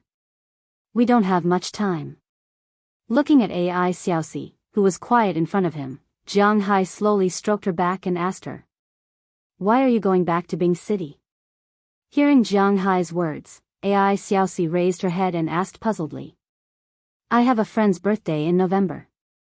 If you are free, you can go together. Let's talk about our current plans. Looking at Ai Xiaoxi, Jiang Hai smiled and said to her. Oh, okay. Hearing Jiang Hai's explanation, Ai Xiaoxi's face turned red. Originally, Jiang Hai was just casually saying it, but in Ai Xiaoxi's ears, it had a different meaning. Jiang Hai. Is he going to introduce me to his friends?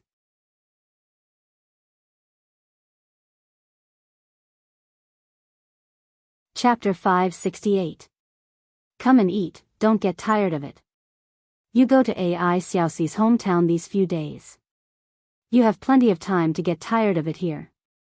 Don't act in front of me. After a long time, Feng Yunshan returned to the room again. Looking at Jiang Hai and Ai Xiaoxi still kissing each other, she couldn't help but feel a little jealous. She couldn't help but walk over and pat Jiang Hai and Ai Xiaoxi's buttocks, and then said unhappily. Hearing her words, Ai Xiaoxi couldn't help but blush. She sat up with a smile and began to put on her clothes. As for Jiang Hai, he was much more relaxed. After pulling Feng Yunshan over and kissing her, he stood up with his pants on. Rolling her eyes at Jiang Hai, Feng Yunshan also walked out of the room. Not long after, Jiang Hai and Ai Xiaoxi also walked out. At this time, on the table in the living room, 4 dishes and a soup have been placed. 4 dishes, 1 dish, 3 delicacies, 1 dish, Xiran beef, 1 dish, fried shredded potatoes, 1 dish, fried meat with green pepper, and a large bowl of seaweed and egg soup. Looking at these dishes in front of him, Jiang Hai couldn't help but feel hungry. After washing his hands, he sat there. Without waiting for Feng Yunshan to serve him rice, he had already begun to eat. When Ai Xiaoxi came out and saw Jiang Hai eating, she was too embarrassed to sit down and eat directly. Instead, she went to help Feng Yunshan get the bowl. As Feng Yunshan and Ai Xiaoxi came out with the bowl of rice, Jiang Hai has also tasted these dishes. How is it? Is the taste good? Looking at Jiang Hai eating happily, Feng Yunshan couldn't help but ask. The taste is quite good. Hearing her words, Jiang Hai said seriously while giving a thumbs up. Damn, it's good to hear. Hearing Jiang Hai say this, Feng Yunshan couldn't help but roll her eyes at Jiang Hai, but she was still happy in her heart. To be honest, she was very happy that Jiang Hai would praise her cooking. The 3 of them sat in front of the table. There was no need for them to give way to each other. The relationship between the 3 of them was not so polite. She picked up her chopsticks and started eating. She had to admit that Feng Yunshan did have the qualifications to be a good wife and mother. This girl was strong. She knew how to do and was willing to do housework. In addition, she and Jiang Hai knew each other very well. If she hadn't made a wrong choice, she would have been a strong contender for the position of female lead. But now, she was willing to be a nobody, and her choice was Ai Xiaoxi. Oh right, this is for you. While the 3 of them were talking, they ate quickly. There was not much awkwardness between the 3 of them. Jiang Hai knew their recent life very well, and they also knew Jiang Hai's life very well, although they didn't live together. But they chatted and video chatted with Jiang Hai on WeChat almost every day. They were actually very clear about what Jiang Hai was doing every day. They knew that after Jiang Hai left Wuxia, he went to the Caribbean Sea and fished for tuna there. They also knew that Jiang Hai's manor bought beef again. Of course, the beef they were eating now was sent to them by Jiang Hai. After all, they were his women. After they said that they wanted to eat the beef in Jiang Hai's manor, Jiang Hai sent them a lot of beef. At least, it was enough for them to eat directly when they wanted to eat it. After talking and eating, Jiang Hai took out the 2 necklaces he bought from his backpack and handed them over. After taking the box in Jiang Hai's hand and opening it, the 2 women's eyes lit up instantly. Jiang Hai gave Ai Xiaoxi the necklace with the pearl seal as the base and the diamond inlaid necklace because this necklace was the most dazzling. It was also the most suitable age for Ai Xiaoxi. Although she was now with Jiang Hai, she was still only 21 years old. The necklace for Feng Yunshan was the platinum diamond necklace, and the broken diamond necklace was prepared for Qi Li. Although they were all made of the same material, the style and workmanship were completely different. The latter was more mediocre, while the former was more dazzling. Women were like birds, they had no resistance to these sparkling things. After seeing these 2 necklaces, the 2 women did not ask for the price. They directly picked them up and admired them in their hands. Compared to Ai Xiaoxi, who was still hesitant, Feng Yunshan was much more generous. Her position was a mistress, so naturally, she had to have the awareness of being a mistress. She directly wore it on her neck and showed it to Jiang Hai. Does it look good? Looking at Jiang Hai in front of her with a satisfied look, Feng Yunshan said with a smile. Of course. Hearing Jiang Hai's affirmation, Feng Yunshan also smiled and touched it. Although their income in this line of work may not be ideal, after all, not everyone will sacrifice their body for money. But their vision will not have a problem. She recognized that this was the brand of Tiffany. This brand didn't have many luxury stores in the country. Most of them were Cartier or Swarovski and so on. Of course, this refers to the top jewelry brands. The average girl has a Cartier watch and wears a Swarovski pendant, which is enough to kill everything. The two brands, Bulgari and Tiffany, are indeed not well known in China. Except for some top socialites, the average girl does not know much about these two brands. But fortunately, Feng Yunshan was not an ordinary girl. She knew that this necklace must be expensive. She did not know how much it was worth in the United States, but in China, it was absolutely impossible to get it without more than 1 million. Although a man spending money for a woman does not show his absolute sincerity, this is also a measure of sincerity. A man is willing to spend money for a woman, but it does not mean that this man must love this woman. But if this man is very clear about everything with this woman, even if he wants to buy a bottle of water, it means that this man absolutely does not love this woman. Living together, frugality is relative, not deliberate. You still have a little conscience. Well, eat quickly and go to bed early after eating. You took a flight for more than 10 hours, and then tomorrow you will take the train for several hours.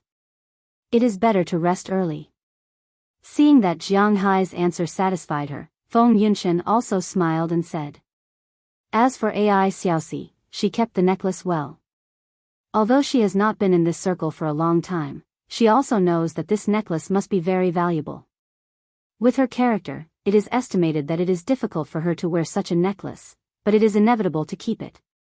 And this time, she did not say thank you to Jiang Hai, because Jiang Hai said that there is no need to say these things between them. By the way, if we leave, what will you do? Are you going back to Bing City for the Mid-Autumn Festival? Looking at Feng Yunshan, Jiang Hai asked with some doubts. To be honest, when he thought of leaving Feng Yunshan here alone, Jiang Hai felt a little apologetic. Me? I haven't thought about it yet. Should I stay here or go back home to Bing City to accompany my dad and mom? Hearing Jiang Hai's words, Feng Yunshan curled her lips and said with some uncertainty. She is indeed a little hesitant now. If you want to go back to Bing City, I will also go back to Bing City in November. Looking at Feng Yunshan in front of him, Jiang Hai thought for a while and said. It is good to let her go back to Bing City. Hearing that Jiang Hai is also going back to Bing City, Feng Yunshan also asked about it. After explaining that one of his buddies got married, Feng Yunshan thought for a while and decided that it is okay to go back to Bing City. So she immediately used her mobile phone to check the tickets for tomorrow, but unfortunately, the tickets for tomorrow were sold out. After all, there must be a lot of people who want to go back early, but there are still many tickets for the Mid-Autumn Festival. Just as she was wondering whether to buy a ticket back on the Mid-Autumn Festival, Jiang Hai had already bought a ticket for her.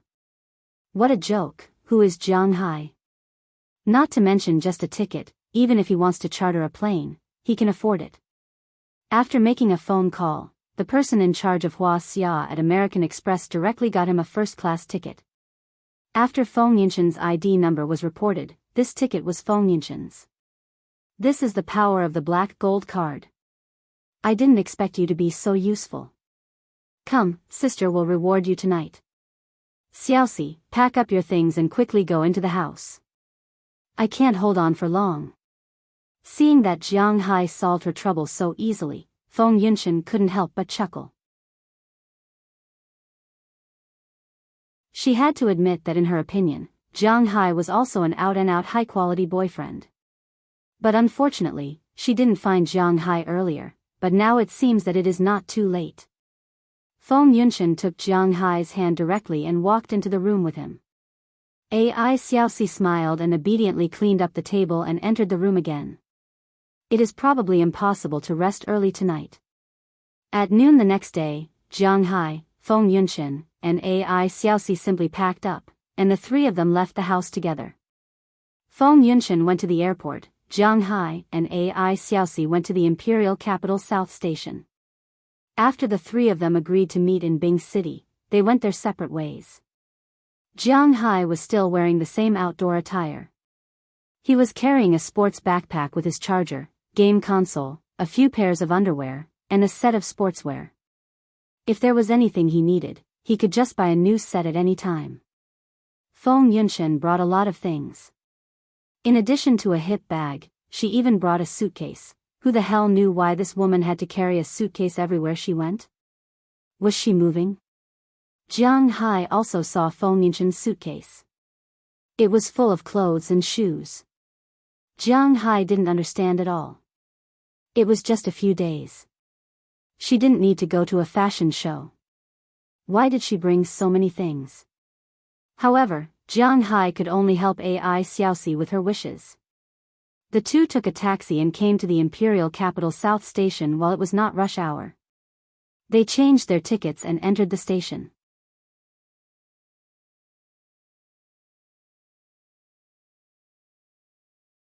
Chapter 569. Here's our seat. After getting on the train, Jiang Hai and AI Xiaoxi quickly found their seats. After putting AI Xiaoxi's luggage and his own backpack on the upper luggage rack, Jiang Hai and AI Xiaoxi sat in the seats.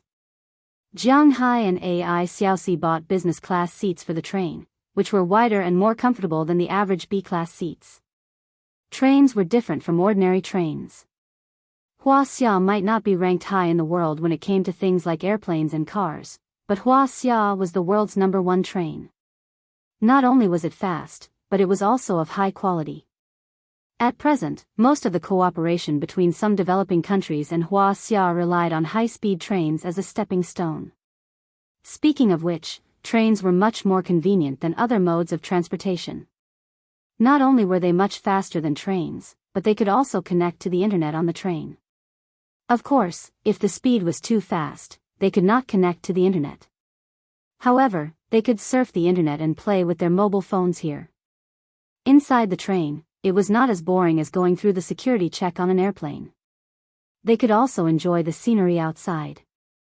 The seats were similar to those on an airplane. Second-class seats were similar to the general economy class. First-class seats were more comfortable than the general economy class. The business class seats were not worse than the general first-class seats. Jiang Hai and AI Xiaoxi were now sitting in business class seats. Everyone had their own seat, and they did not have to worry about others occupying their seats. Most importantly, the environment was much better than the train. It was not dirty and messy. Of course, the ticket price of this train was much more expensive than that of the train. For example, second-class seats from the capital to Jiang Hai's destination, Wei City in Lu Province, cost almost 400 yuan, more than 379 yuan.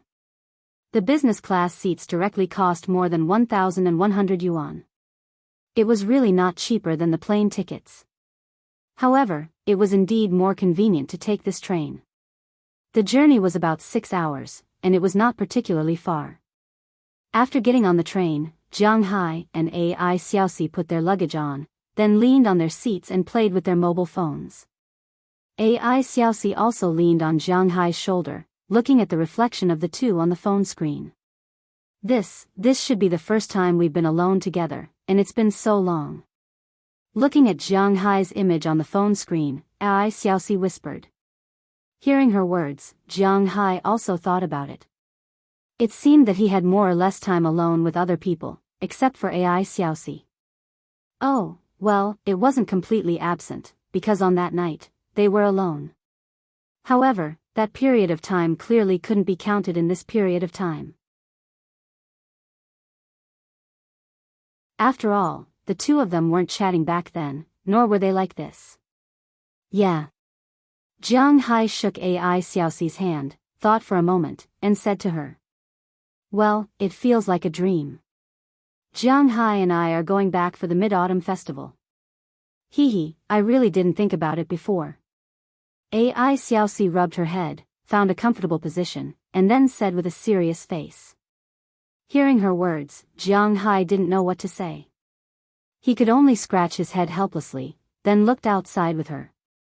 There were more people getting on the train today, but trains were different from planes. Planes would wait for people and urge them to get on the train, but trains would definitely depart when the time was up, especially for a bullet train like this one. Although there were many people in the carriage today, the bullet train gradually started moving when the time was up. It quickly moved along the track and sped into the distance. Looking at the scenery outside, Jianghu and Ai Xiaoxi also chatted with each other. Ai Xiaoxi was mainly talking, introducing her hometown to Jianghu. Ai Xiaoxi's hometown was in Wei City, Lu Province, Wuxia. But it wasn't in the downtown area of Wei City, but in a place that was similar to an urban rural area. This place wasn't far from the beach, and it wasn't very far from the city. It was developed a few years ago, and now it was considered a rural tourist spot. Jianghu was going to Ai Xiaoxi's hometown today. After the bullet train arrived at Wei City, they still had to take the bus, which took about 2 hours to arrive. According to this time, it would be after midnight by the time Jianghu and the others arrived at Ai Xiaoxi's house. Therefore, in order to make it easier for them to get there, plus the fact that they still had to buy gifts in Wei City, they decided to stay in Wei City for the night and take the bus to Wei City the next day. Regarding this, Ai Xiaoxi naturally listened to Jianghu. As the train sped along, Jianghu also had a general understanding of Wei City. Wei City was considered a tourist city in the north, but its reputation was not as big as Green City and Lian City. Usually, northerners would go to Lian City and Green City to play. The places in Wei City were, in general, not as good as Green City. Even though the beach here was much better than Lian City, and the expenses here were also much lower than Lian City.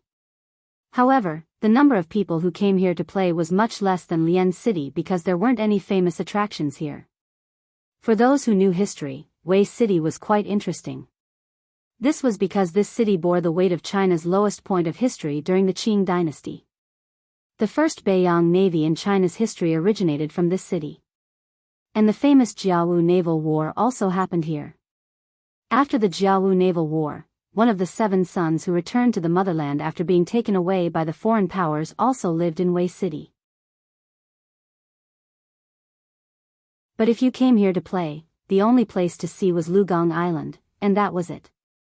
If you came here to eat seafood and take a bath, it was indeed a good place, and the prices were cheap. But if you came here to see history and culture, then you might have come to the wrong place. But other than that, Wei City was also a good place to shop. This was because Wuxia was the closest place to Japan and South Korea. That's why many Japanese and South Korean shops were opened here. They not only sold food, but they also sold a lot of products from Wuxia. Actually, these products were also from China, but they were labeled with Wuxia's brand. But even so, these products were much cheaper than other places. For example, fishing rods were much cheaper here than other places in China.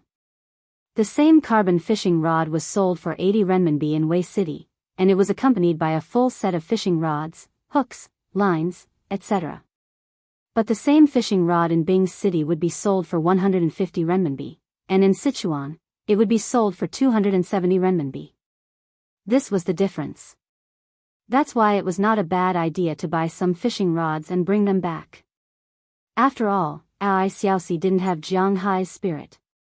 After talking with Jianghu for a while and looking at the scenery outside, she felt sleepy. She fell asleep in a daze.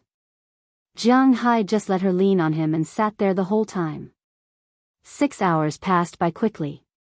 As the sky darkened, the train slowly entered the train station in Wei City. When the train was about to enter the station, Jianghu shook Ai Xiaoxi gently to wake her up. He then took his luggage and alighted from the train. At the train station, he hailed a taxi and went straight to Wei City's 2 best hotels, Golden Bay Hotel. After alighting from the taxi, they booked a room for Jianghu and Feng Yunchen. This time, Jianghu did not bother about extravagance. It was just a normal room with a king-sized bed. After entering the room, they left their luggage there and went for a buffet. After returning to the room, they took a shower. As they had been on the train for a few hours, Jianghu was fine. But Ai Xiaoxi was exhausted, and Jiang Hai did not continue to torture her. Instead, he hugged her and went to sleep. That night was probably the best sleep Xiaoxi had ever had in her life. That was because the man she loved was hugging her as he slept beside her. Besides, there was no other woman in the room other than her. The next morning, when the sun shone into the room, both of them woke up. Good morning. When Jiang Hai opened his eyes, Ai Xiaoxi was looking at him with her big eyes blinking. Good morning. Hearing her words, Jiang Hai also chuckled. Although he and Aphrodite had already done some things that shouldn't have been done, this was the first time a woman said good morning to him when he woke up in the morning. This made Jiang Hai a little emotional. He hugged Ai Xiaoxi and Jiang Hai pulled her into his embrace. But when he hugged her, Ai Xiaoxi's face couldn't help but turn red. Because in the morning, cough, all men understand. Do you want me to help you take care of it? Ai Xiaoxi whispered into Jiang Hai's ear as she felt the thing hugging her. Forget it. There are still a lot of things to do today. Let's get up. Even though he wanted to, he had to think about it. After all, he still had to visit his in-laws today. If he woke up in the morning and didn't make it in time, it would be troublesome. But while Jiang Hai was a little conflicted, Ai Xiaoxi wasn't too conflicted. When she heard Jiang Hai's words, she took the initiative to shrink her body. The fire of war in the morning was ignited just like that. In the blink of an eye, it was almost noon. After Jiang Hai and Ai Xiaoxi checked out, they had a meal in this hotel. Then they went to the department store here. Since they were going to visit their in-laws, they had to give gifts. The Wuxia civilization had a long history, so many men came to a conclusion when they went to their in-laws' houses. The first time they went, they had to give gifts. And the gifts had to be carefully chosen. It wasn't cigarettes or alcohol. The standard was 2 bottles of alcohol that cost about 300 yuan, plus a pack of cigarettes that cost about 400 yuan, Zhonghua, Tianzi, Su cigarettes, or something of the same level, and something that cost about 1,000 yuan. This was the standard. If there was really a financial problem, a low-quality gift would be the same, around 600 yuan. For people like Jiang Hai who didn't lack money, naturally a high-quality gift would be the best. Ever since he became rich, the temperament of a nouveau riche was undoubtedly on display.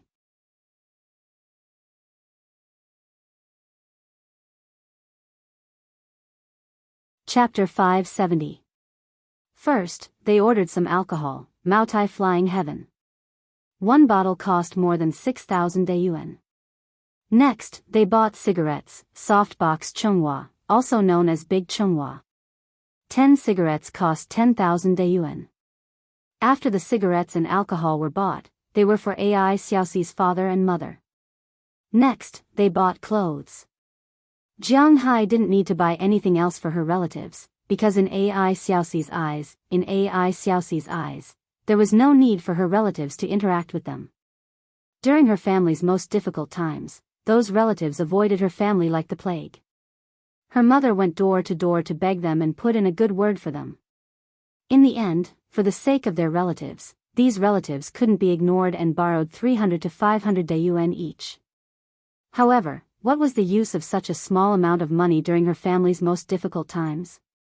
Whether it was her uncle's family, her aunt's family, or her uncle's family, they were all the same. Yes, it wasn't easy for them to earn money. You couldn't expect them to take the initiative to help you when you were in trouble. After all, their money didn't grow on trees. The money belonged to them. If they wanted to lend it, they could. If they didn't want to, it was fine. Everyone sweeps the snow in front of their own door. Don't ask others to add frost to their roof. This was a famous saying in Wuxia since ancient times. Therefore, Ai Xiaoxi also understood this point. However, she still remembered these people. She wasn't rich now, but Jiang Hai was. Even if Jiang Hai's money grew on trees, she didn't want Jiang Hai to spend it on these relatives. People always put themselves in other people's shoes. Jiang Hai wasn't a saint, and neither was Ai Xiaoxi. It was that simple. Therefore, Jiang Hai only bought gifts for Ai Xiaoxi's parents and her younger brother. He didn't buy anything else. Even so, there was still a large pile of gifts. Looking at these gifts, Ai Xiaoxi couldn't help but feel a little annoyed because these things weren't easy to take back.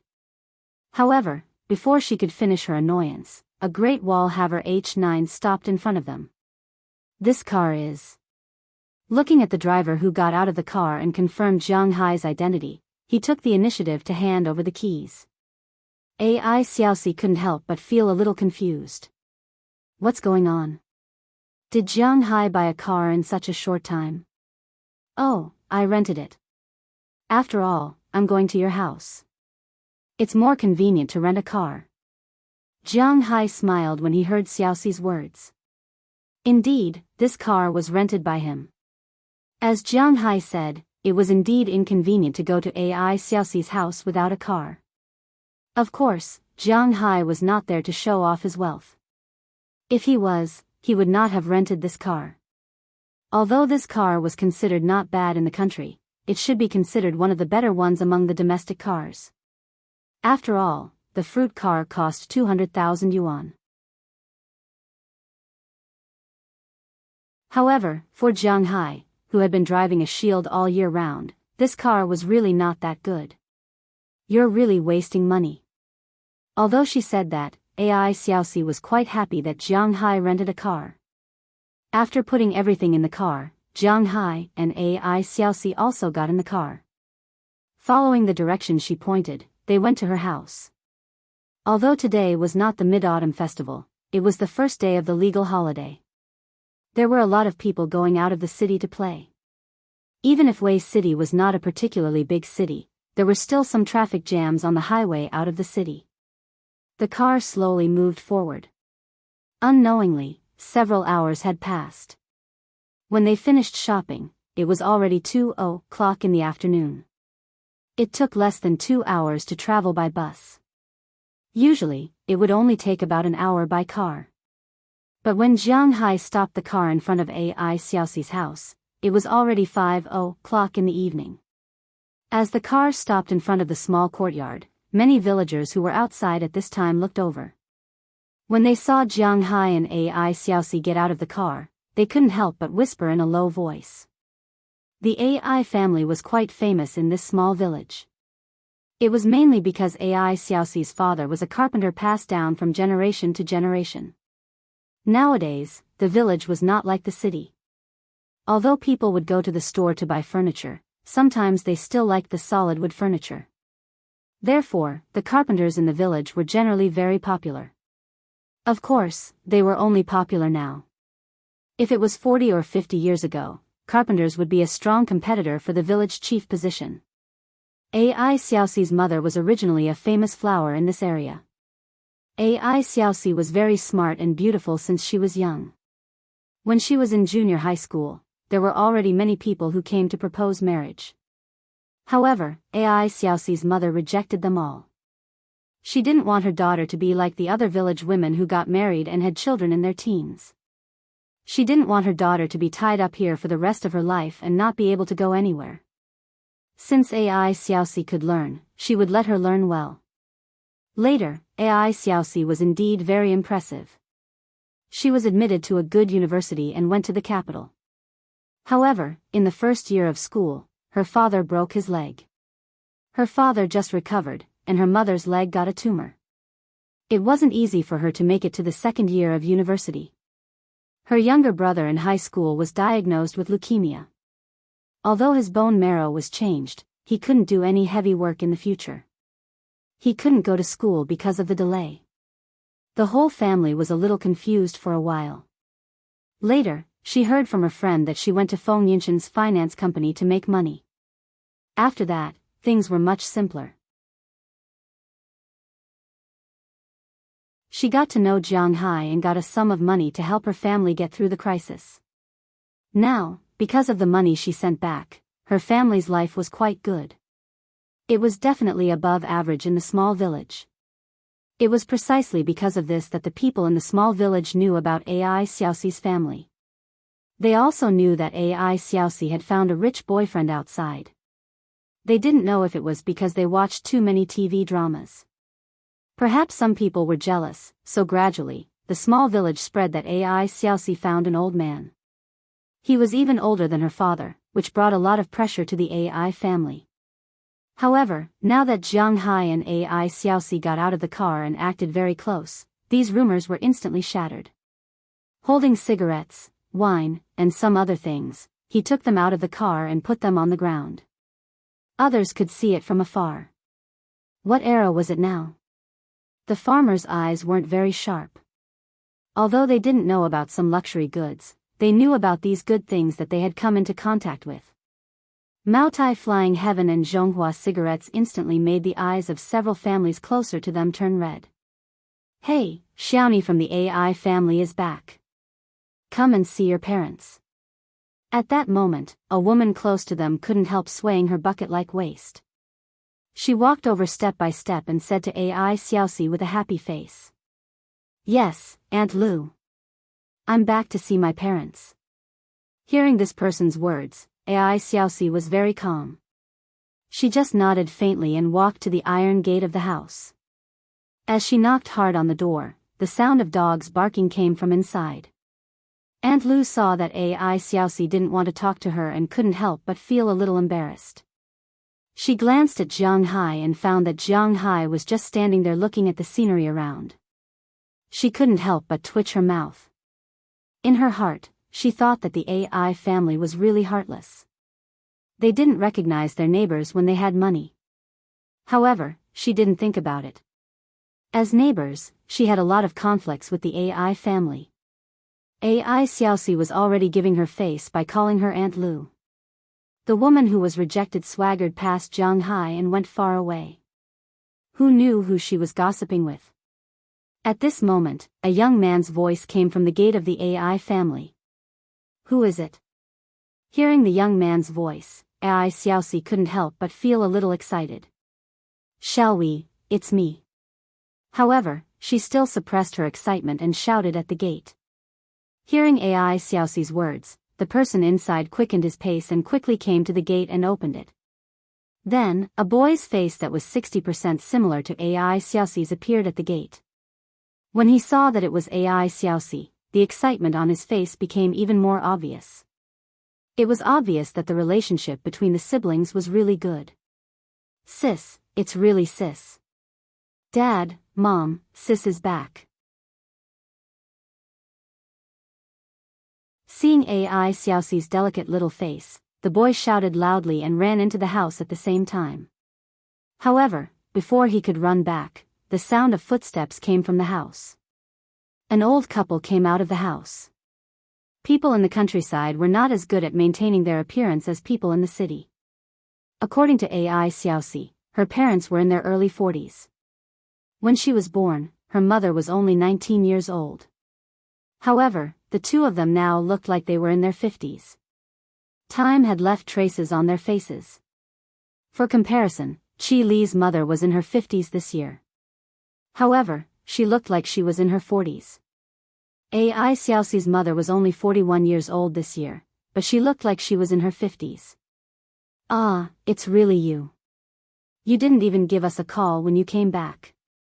Really, are you the only one who came back? Where's your boyfriend?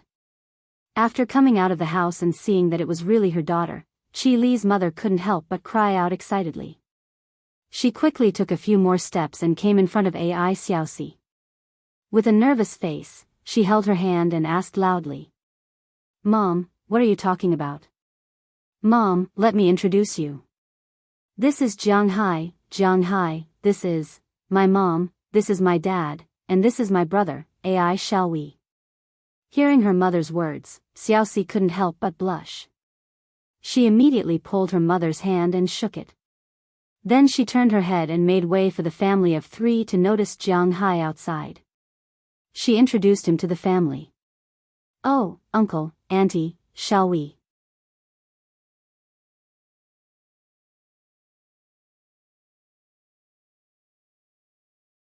Chapter 571. Hello, hello. Don't stand outside, come in quickly. Hearing Jiang Hai's words, Ai Xiaoxi's parents couldn't help but feel a little embarrassed. Ai Xiaoxi's mother wiped her hands on her apron. Then, she seemed to have thought of something and immediately let Jianghu into the house. Ai Xiaoxi's father and brother took the initiative to help carry the things. Jianghu immediately said that it wasn't necessary. He first lifted the heaviest wine and put some things on top of it. Then, he walked into the small courtyard under Ai Xiaoxi's guidance. Ai Xiaoxi's father and brother carried the rest of the things in. Look, we came back to celebrate the festival and bought so many things. How extravagant. Ai Xiaoxi's parents might not have smoked or drunk these Maotai and Chunghua cigarettes, but they knew that these things were very expensive. As soon as they moved in, Ai Xiaoxi's mother whispered in a low voice, but it was obvious that she was very happy. It's okay, these don't cost much. It's mainly my goodwill. Hearing Ai Xiaoxi's mother's words, Jianghu also hurriedly said. Hearing Jianghu's words, Ai Xiaoxi's mother smiled until her eyes became slits. She had a good first impression of this son-in-law. Mothers-in-law always loved their son-in-law. Of course, the son-in-law must first satisfy her requirements. First, he must dote on her daughter. Second, he must have a certain financial foundation. If the girl liked him, it would be even better. In her opinion, this Jianghu was very good. In the beginning, she was really afraid that her daughter would be like what the people in the village said. If she found a man in his 70s or 80s, then they would be embarrassed. Now, it seemed that although Jianghu was older than her daughter, he should be no more than 30 years old. It was normal for men to be 5 or 6 years older than women. Older men would know how to dote on others, and it seemed that his financial foundation was quite good. Otherwise, he wouldn't have come here to buy so many good things. Moreover, Ai Xiaoxi also said that the money in the house was given by him. Although he said that he borrowed it, he didn't intend to take it back. It was obvious that he didn't lack money. The young man didn't look like someone who would attract attention. He didn't look like the pretty boys that were popular nowadays. He looked very effeminate. He looked tall and strong. Although he wasn't wearing a suit and leather shoes, he was wearing a suit. However, he also looked very clean and capable, which made people feel comfortable looking at him. It could be said that Ai Xiaoxi's mother was very satisfied with this first impression. As for Xiaoxi's father, he didn't have much to say. All the good cigarettes and wine were for him. On the other hand, Ai Xiaoxi's younger brother was sizing up Jianghu curiously. He was quite curious about this brother-in-law, who had come to visit them. As for Jianghu, while dealing with Ai Xiaoxi's mother, he was also looking around the small courtyard. This small courtyard wasn't considered small. It was about 400 to 500 square meters. In the small courtyard, there were 2 single-story houses arranged in an L shape. There was also a huge courtyard. In the corner of the courtyard, there was a small vegetable garden. It could be seen that the vegetables were picked from there. In the courtyard, there were also many tools used by carpenters. There were even some shavings on it now. It seemed that Ai Xiaoxi's father was still doing something in the afternoon.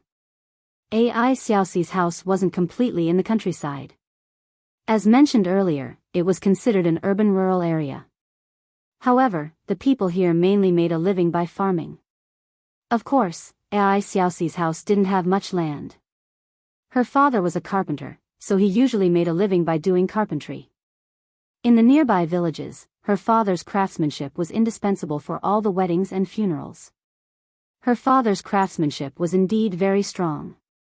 He could make all kinds of cabinets, beds, windows, and even beams. His craftsmanship was quite good. But now, when new houses were being built, they basically used reinforced concrete. For the time being, there was no need to use wood for beams. This place was very close to the sea. If wood was used, it would be very corrosive. Therefore, for many years, her father hadn't accepted such a business. Only last year, there was a house building a warehouse. The warehouse didn't need good materials, so he was prepared to buy wood to make a beam. When he went to the beam, he slipped and fell from the roof. Although he was fine, his leg was broken. This was the beginning of the AI family's nightmare. But now, although he was still somewhat affected when he walked, AI Xiaoxi's father could move freely. This was indeed a good thing for the AI family. He followed AI Xiaoxi's family into the room in the middle. The layout of AI Xiaoxi's house was somewhat similar to the layout of the city. Of course, one couldn't expect the houses in the countryside to be as clean as the houses in the city. But the floor was tiled. There was a big sofa in the living room. It seemed to be made by AI Xiaoxi's father. Because although the style was a little old, it was unusually sturdy. There was a big old TV opposite the sofa. At this time, a certain program was playing on the screen, Run Bar Buddy. Jianghu looked over and saw that the whole house was bright and clean. After putting these things next to the kitchen table in the living room, Jianghu was pulled to the sofa by AI Xiaoxi's father. You guys go ahead and chat. Xiaoxi and I will cook. Shall we, come and help? Seeing Jianghu sit down, AI Xiaoxi's mother couldn't help but smile. Then, she pulled AI Xiaoxi into the kitchen. As for AI Xiaohui, who had already sat down, he couldn't help but shake his head and stand up. Although he couldn't do any heavy work now, he still had to do some small things. Of course, AI Xiaoxi and AI Xiaohui also knew that AI Xiaoxi's mother was giving Jianghu and AI Xiaoxi's father some time alone. The son-in-law and the father-in-law have to talk after all. Some things need to be said by AI Xiaoxi's father. That, smoking. However, AI Xiaoxi's father was obviously not a person who was good at talking. After sitting for a while, he hesitated for a while, then took out his cigarette and said to Jianghu, "Thank you, uncle, I don't." Looking at the cigarette handed over, Jianghu gently pushed it away and said with a smile, "Don't smoke?" "Well, good, it's good not to smoke. It saves money and is good for the body." Hearing that Jianghu doesn't smoke, AI Xiaoxi's father nodded seriously. Not smoking is indeed a good habit. Then, he took out a general and put it in his mouth. After taking a deep breath, AI Xiaoxi's father asked Jianghu, "That, little Jiang, can I call you that?" Looking at Jianghu, AI Xiaoxi's father asked him with a smile. Of course, of course." Hearing AI Xiaoxi's father's words, Jianghu also nodded. He didn't mind being called that. "I heard from my daughter that you were born in the year of the dragon." Seeing that Jianghu was easy to talk to, AI Xiaoxi's father continued. "Well, I was born in the year of the dragon, 8 years old." Hearing his words, Jianghu also responded. "There is nothing to hide. It's good to be born in the year of the dragon." Long Wang. "Ha. I heard from that last that you are from Bing City. But that last did not tell me where you are working. How are your parents at home?" Seeing that Jianghu answered, AI Xiaoxi's father continued to ask. "Well, I'm from Bing City. My parents have passed away a few years ago. Now, I'm the only one left in the family. As for work, my main workplace is in the United States. I have a manor there and raise some cows and fish." Hearing AI Xiaoxi's father's words, Jianghu also said truthfully. "Oh, in the United States? That's very far away." Hearing that Jianghu was in the United States, AI Xiaoxi's father couldn't help but frown. This made him a little uncertain. In his opinion, Jianghu was in the United States, and he wasn't working for others. He had a manor of his own. He wasn't sure how much money he could make by raising cows and fish in the United States. But thinking about it, although Jianghu's family situation was better than his, they shouldn't be particularly rich. Most importantly, Jianghu's business was in the United States. He didn't work for others, and he could come back when he worked. But he had started his own business there, and it wasn't easy for him to come back. This meant that if his daughter married Jianghu in the future, she would also have to settle down in the United States. At that time, the sky was high and the emperor was far away. If anything happened, they wouldn't know.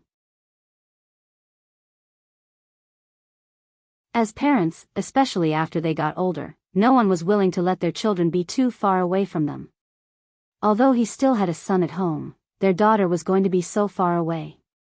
They didn't feel comfortable in their hearts. But as the saying goes, children and grandchildren have their own blessings. They couldn't care so much, as long as their daughter was willing to go. Well, it's on the other side of the world. But it's convenient now. It's only a dozen hours by plane. If you have time, uncle and auntie can come to my place. My place is pretty good. Hearing Ai Xiaoxi's father's words, Jiang Hai touched his nose. He wasn't stupid, so he naturally understood. But his roots were there, and he couldn't be brazen about it. Well, speaking of raising cows, don't look at me as someone who has never raised one before. There are many people in the surrounding villages who raise cows. Xiaoxi's second uncle's family raises cows. They raise a total of 5 cows. Each cow produces milk and can earn more than 10,000 yuan a year. The profits from these things are still very rich. Although he had some knowledge of Jiang Hai's work, how should he put it? He wasn't very satisfied, but since it was Jiang Hai's first time here, Ai Xiaoxi's father couldn't say too much. So after pondering for a while, he took the initiative to change the topic. Well, yes, cows are quite profitable. In fact, it wasn't only domestic cows that were valuable. Naturally, overseas cows were also valuable. The so-called cows, the kind with black and white flowers, were called Dutch cows. This kind of cows could be found all over the world. Beef cattle might be divided into different grades, but generally speaking, cows weren't too different. This was because they were basically Dutch cows. Although many cows were also used for meat, labor, and milk, or both, their milk was indeed a little inferior compared to Dutch cows.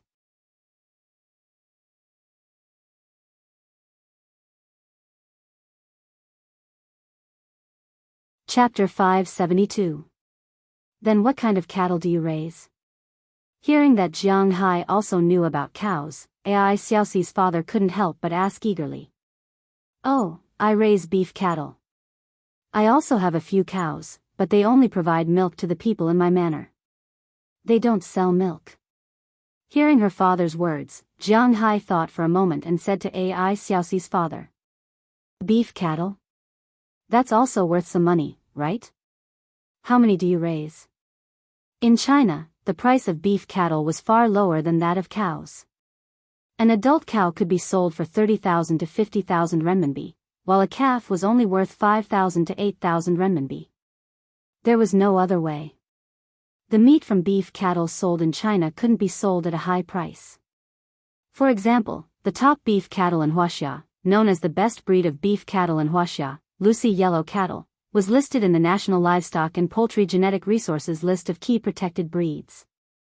An adult bull could grow up to 700 kilograms. The slaughter rate was 50%, which meant that after killing it, one could get 350 kilograms of beef, which was 700 kilograms. According to the average wholesale price of beef of 20 renminbi, 30 renminbi in the market or supermarket, the price of an adult Lucy yellow cattle was about 14,000 renminbi. This was after deducting the cost of the calf, labor, grass and corn, slaughtering, tax, etc. A beef cattle in Wuxia could only earn a few thousand RMB, which was really not much.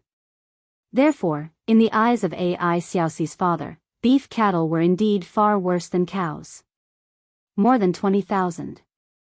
Hearing her father's words, Jiang Hai didn't hide it, nor did he tell him how good his cattle were. If he said this, it would sound like he was bragging, so Jiang Hai decided to save it for later. Wow! Hearing Jiang Hai's words, Ai Xiaoxi's father couldn't help but tremble. Although beef cattle weren't worth much in his heart, an adult beef cattle was worth at least 10,000 renminbi. More than 20,000 of them, that would be more than 200 million renminbi. In an instant, Jiang Hai, who in his eyes only had a little money, became a billionaire. From the looks of it, she didn't have to worry about her children's finances anymore. You're really young and promising. Feeding cows every day must be very tiring. Although money wasn't omnipotent in this world, it was impossible to do anything without money. After learning that Jiang Hai was financially strong, Ai Xiaoxi's father was relieved. It's okay, because I hired some professional cowboys, so it's not bad. I'm mostly responsible for decision-making, such as selling cattle. Hearing Ai Xiaoxi's father's words, Jiang Hai also briefly introduced his situation. Just like that, the two of them chatted for about half an hour. Then, Ai Xiaoxi's mother called for them to eat. As Ai Xiaoxi's younger brother, Ai Xiaohui, put down the table, Jiang Hai and Ai Xiaoxi's father walked to the table and sat down. Then, the three of them began to serve the dishes one after another.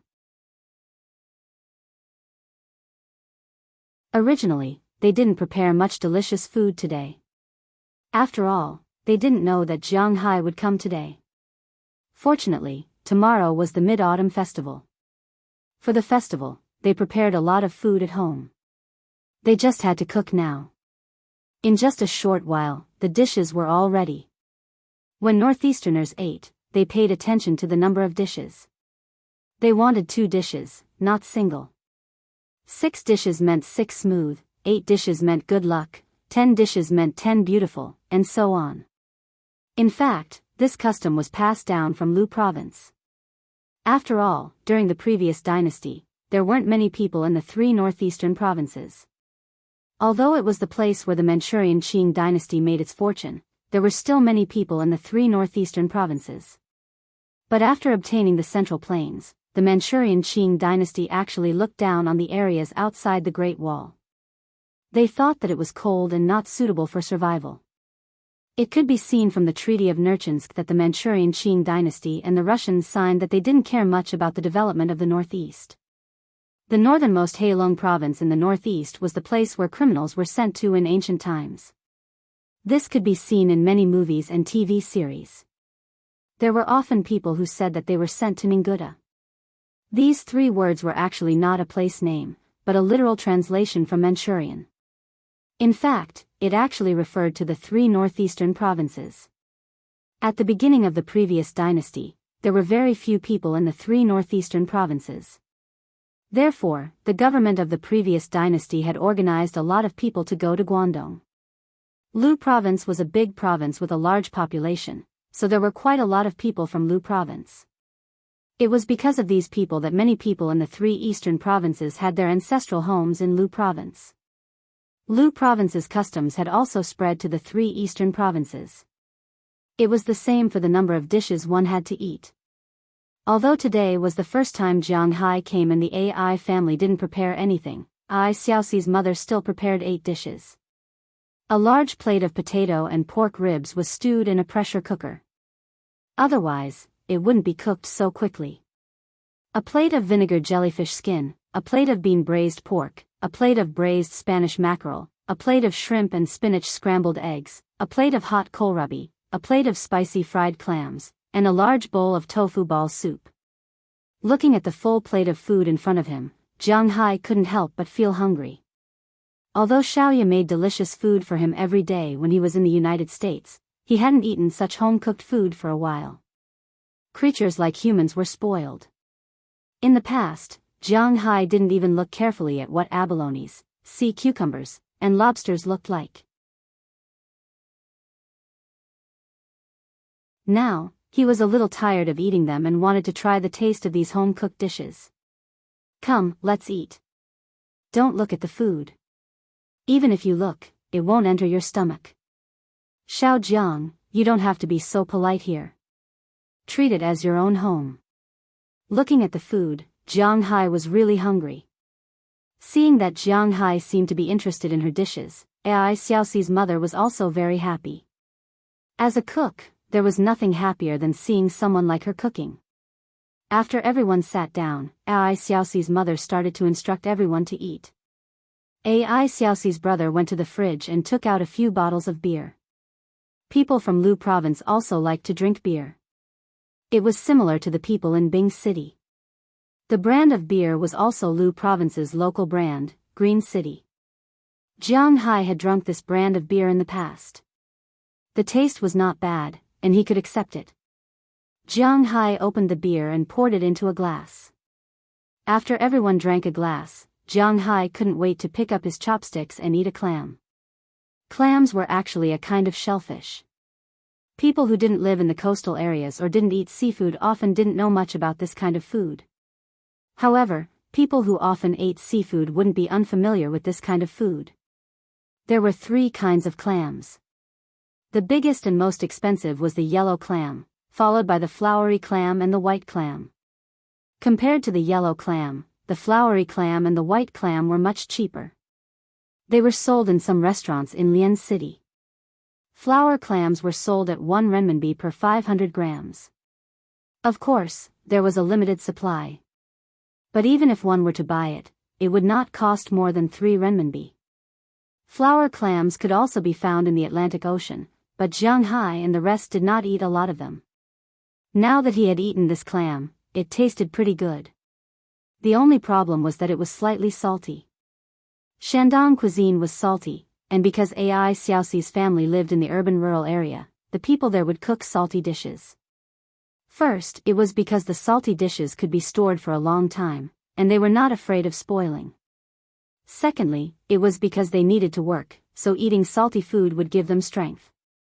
As for health, in their opinion, it wasn't very important. Therefore, when Jiang Hai ate it, it was a bit too salty. Seeing Jiang Hai's appearance, Ai Xiaoxi couldn't help but smile. She was also a bit confused just now.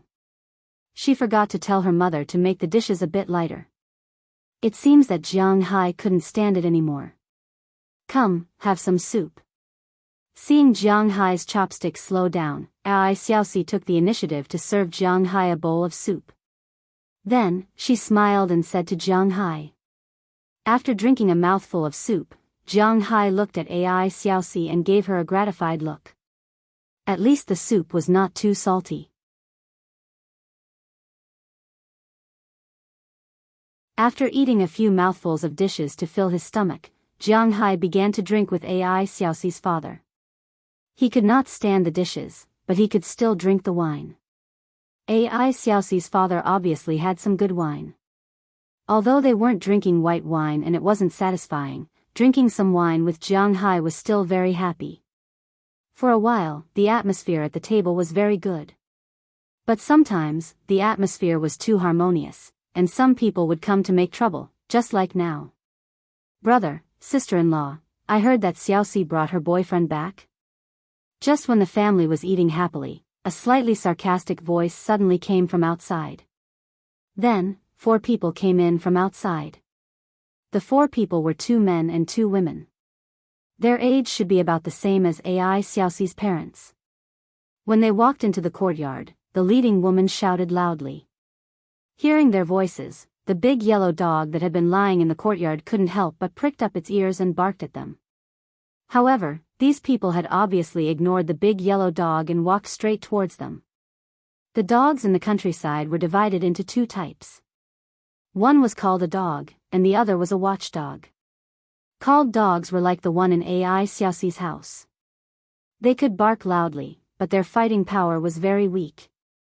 Sometimes, they could not even defeat a mouse. Its only function was to call out loudly when an outsider entered the house to inform the owner or the neighbors. The other type of dog was a watchdog. This type of dog was very fierce. It would bite people if they did not call out to them. However, it was rare to have this type of dog. It was obviously not the first time these 4 people came to Ai Xiaoxi's house. They ignored the big dog and walked straight into the room.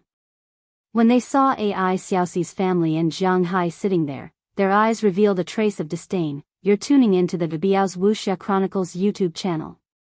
Don't forget to subscribe and join us on this journey to catch the most captivating stories.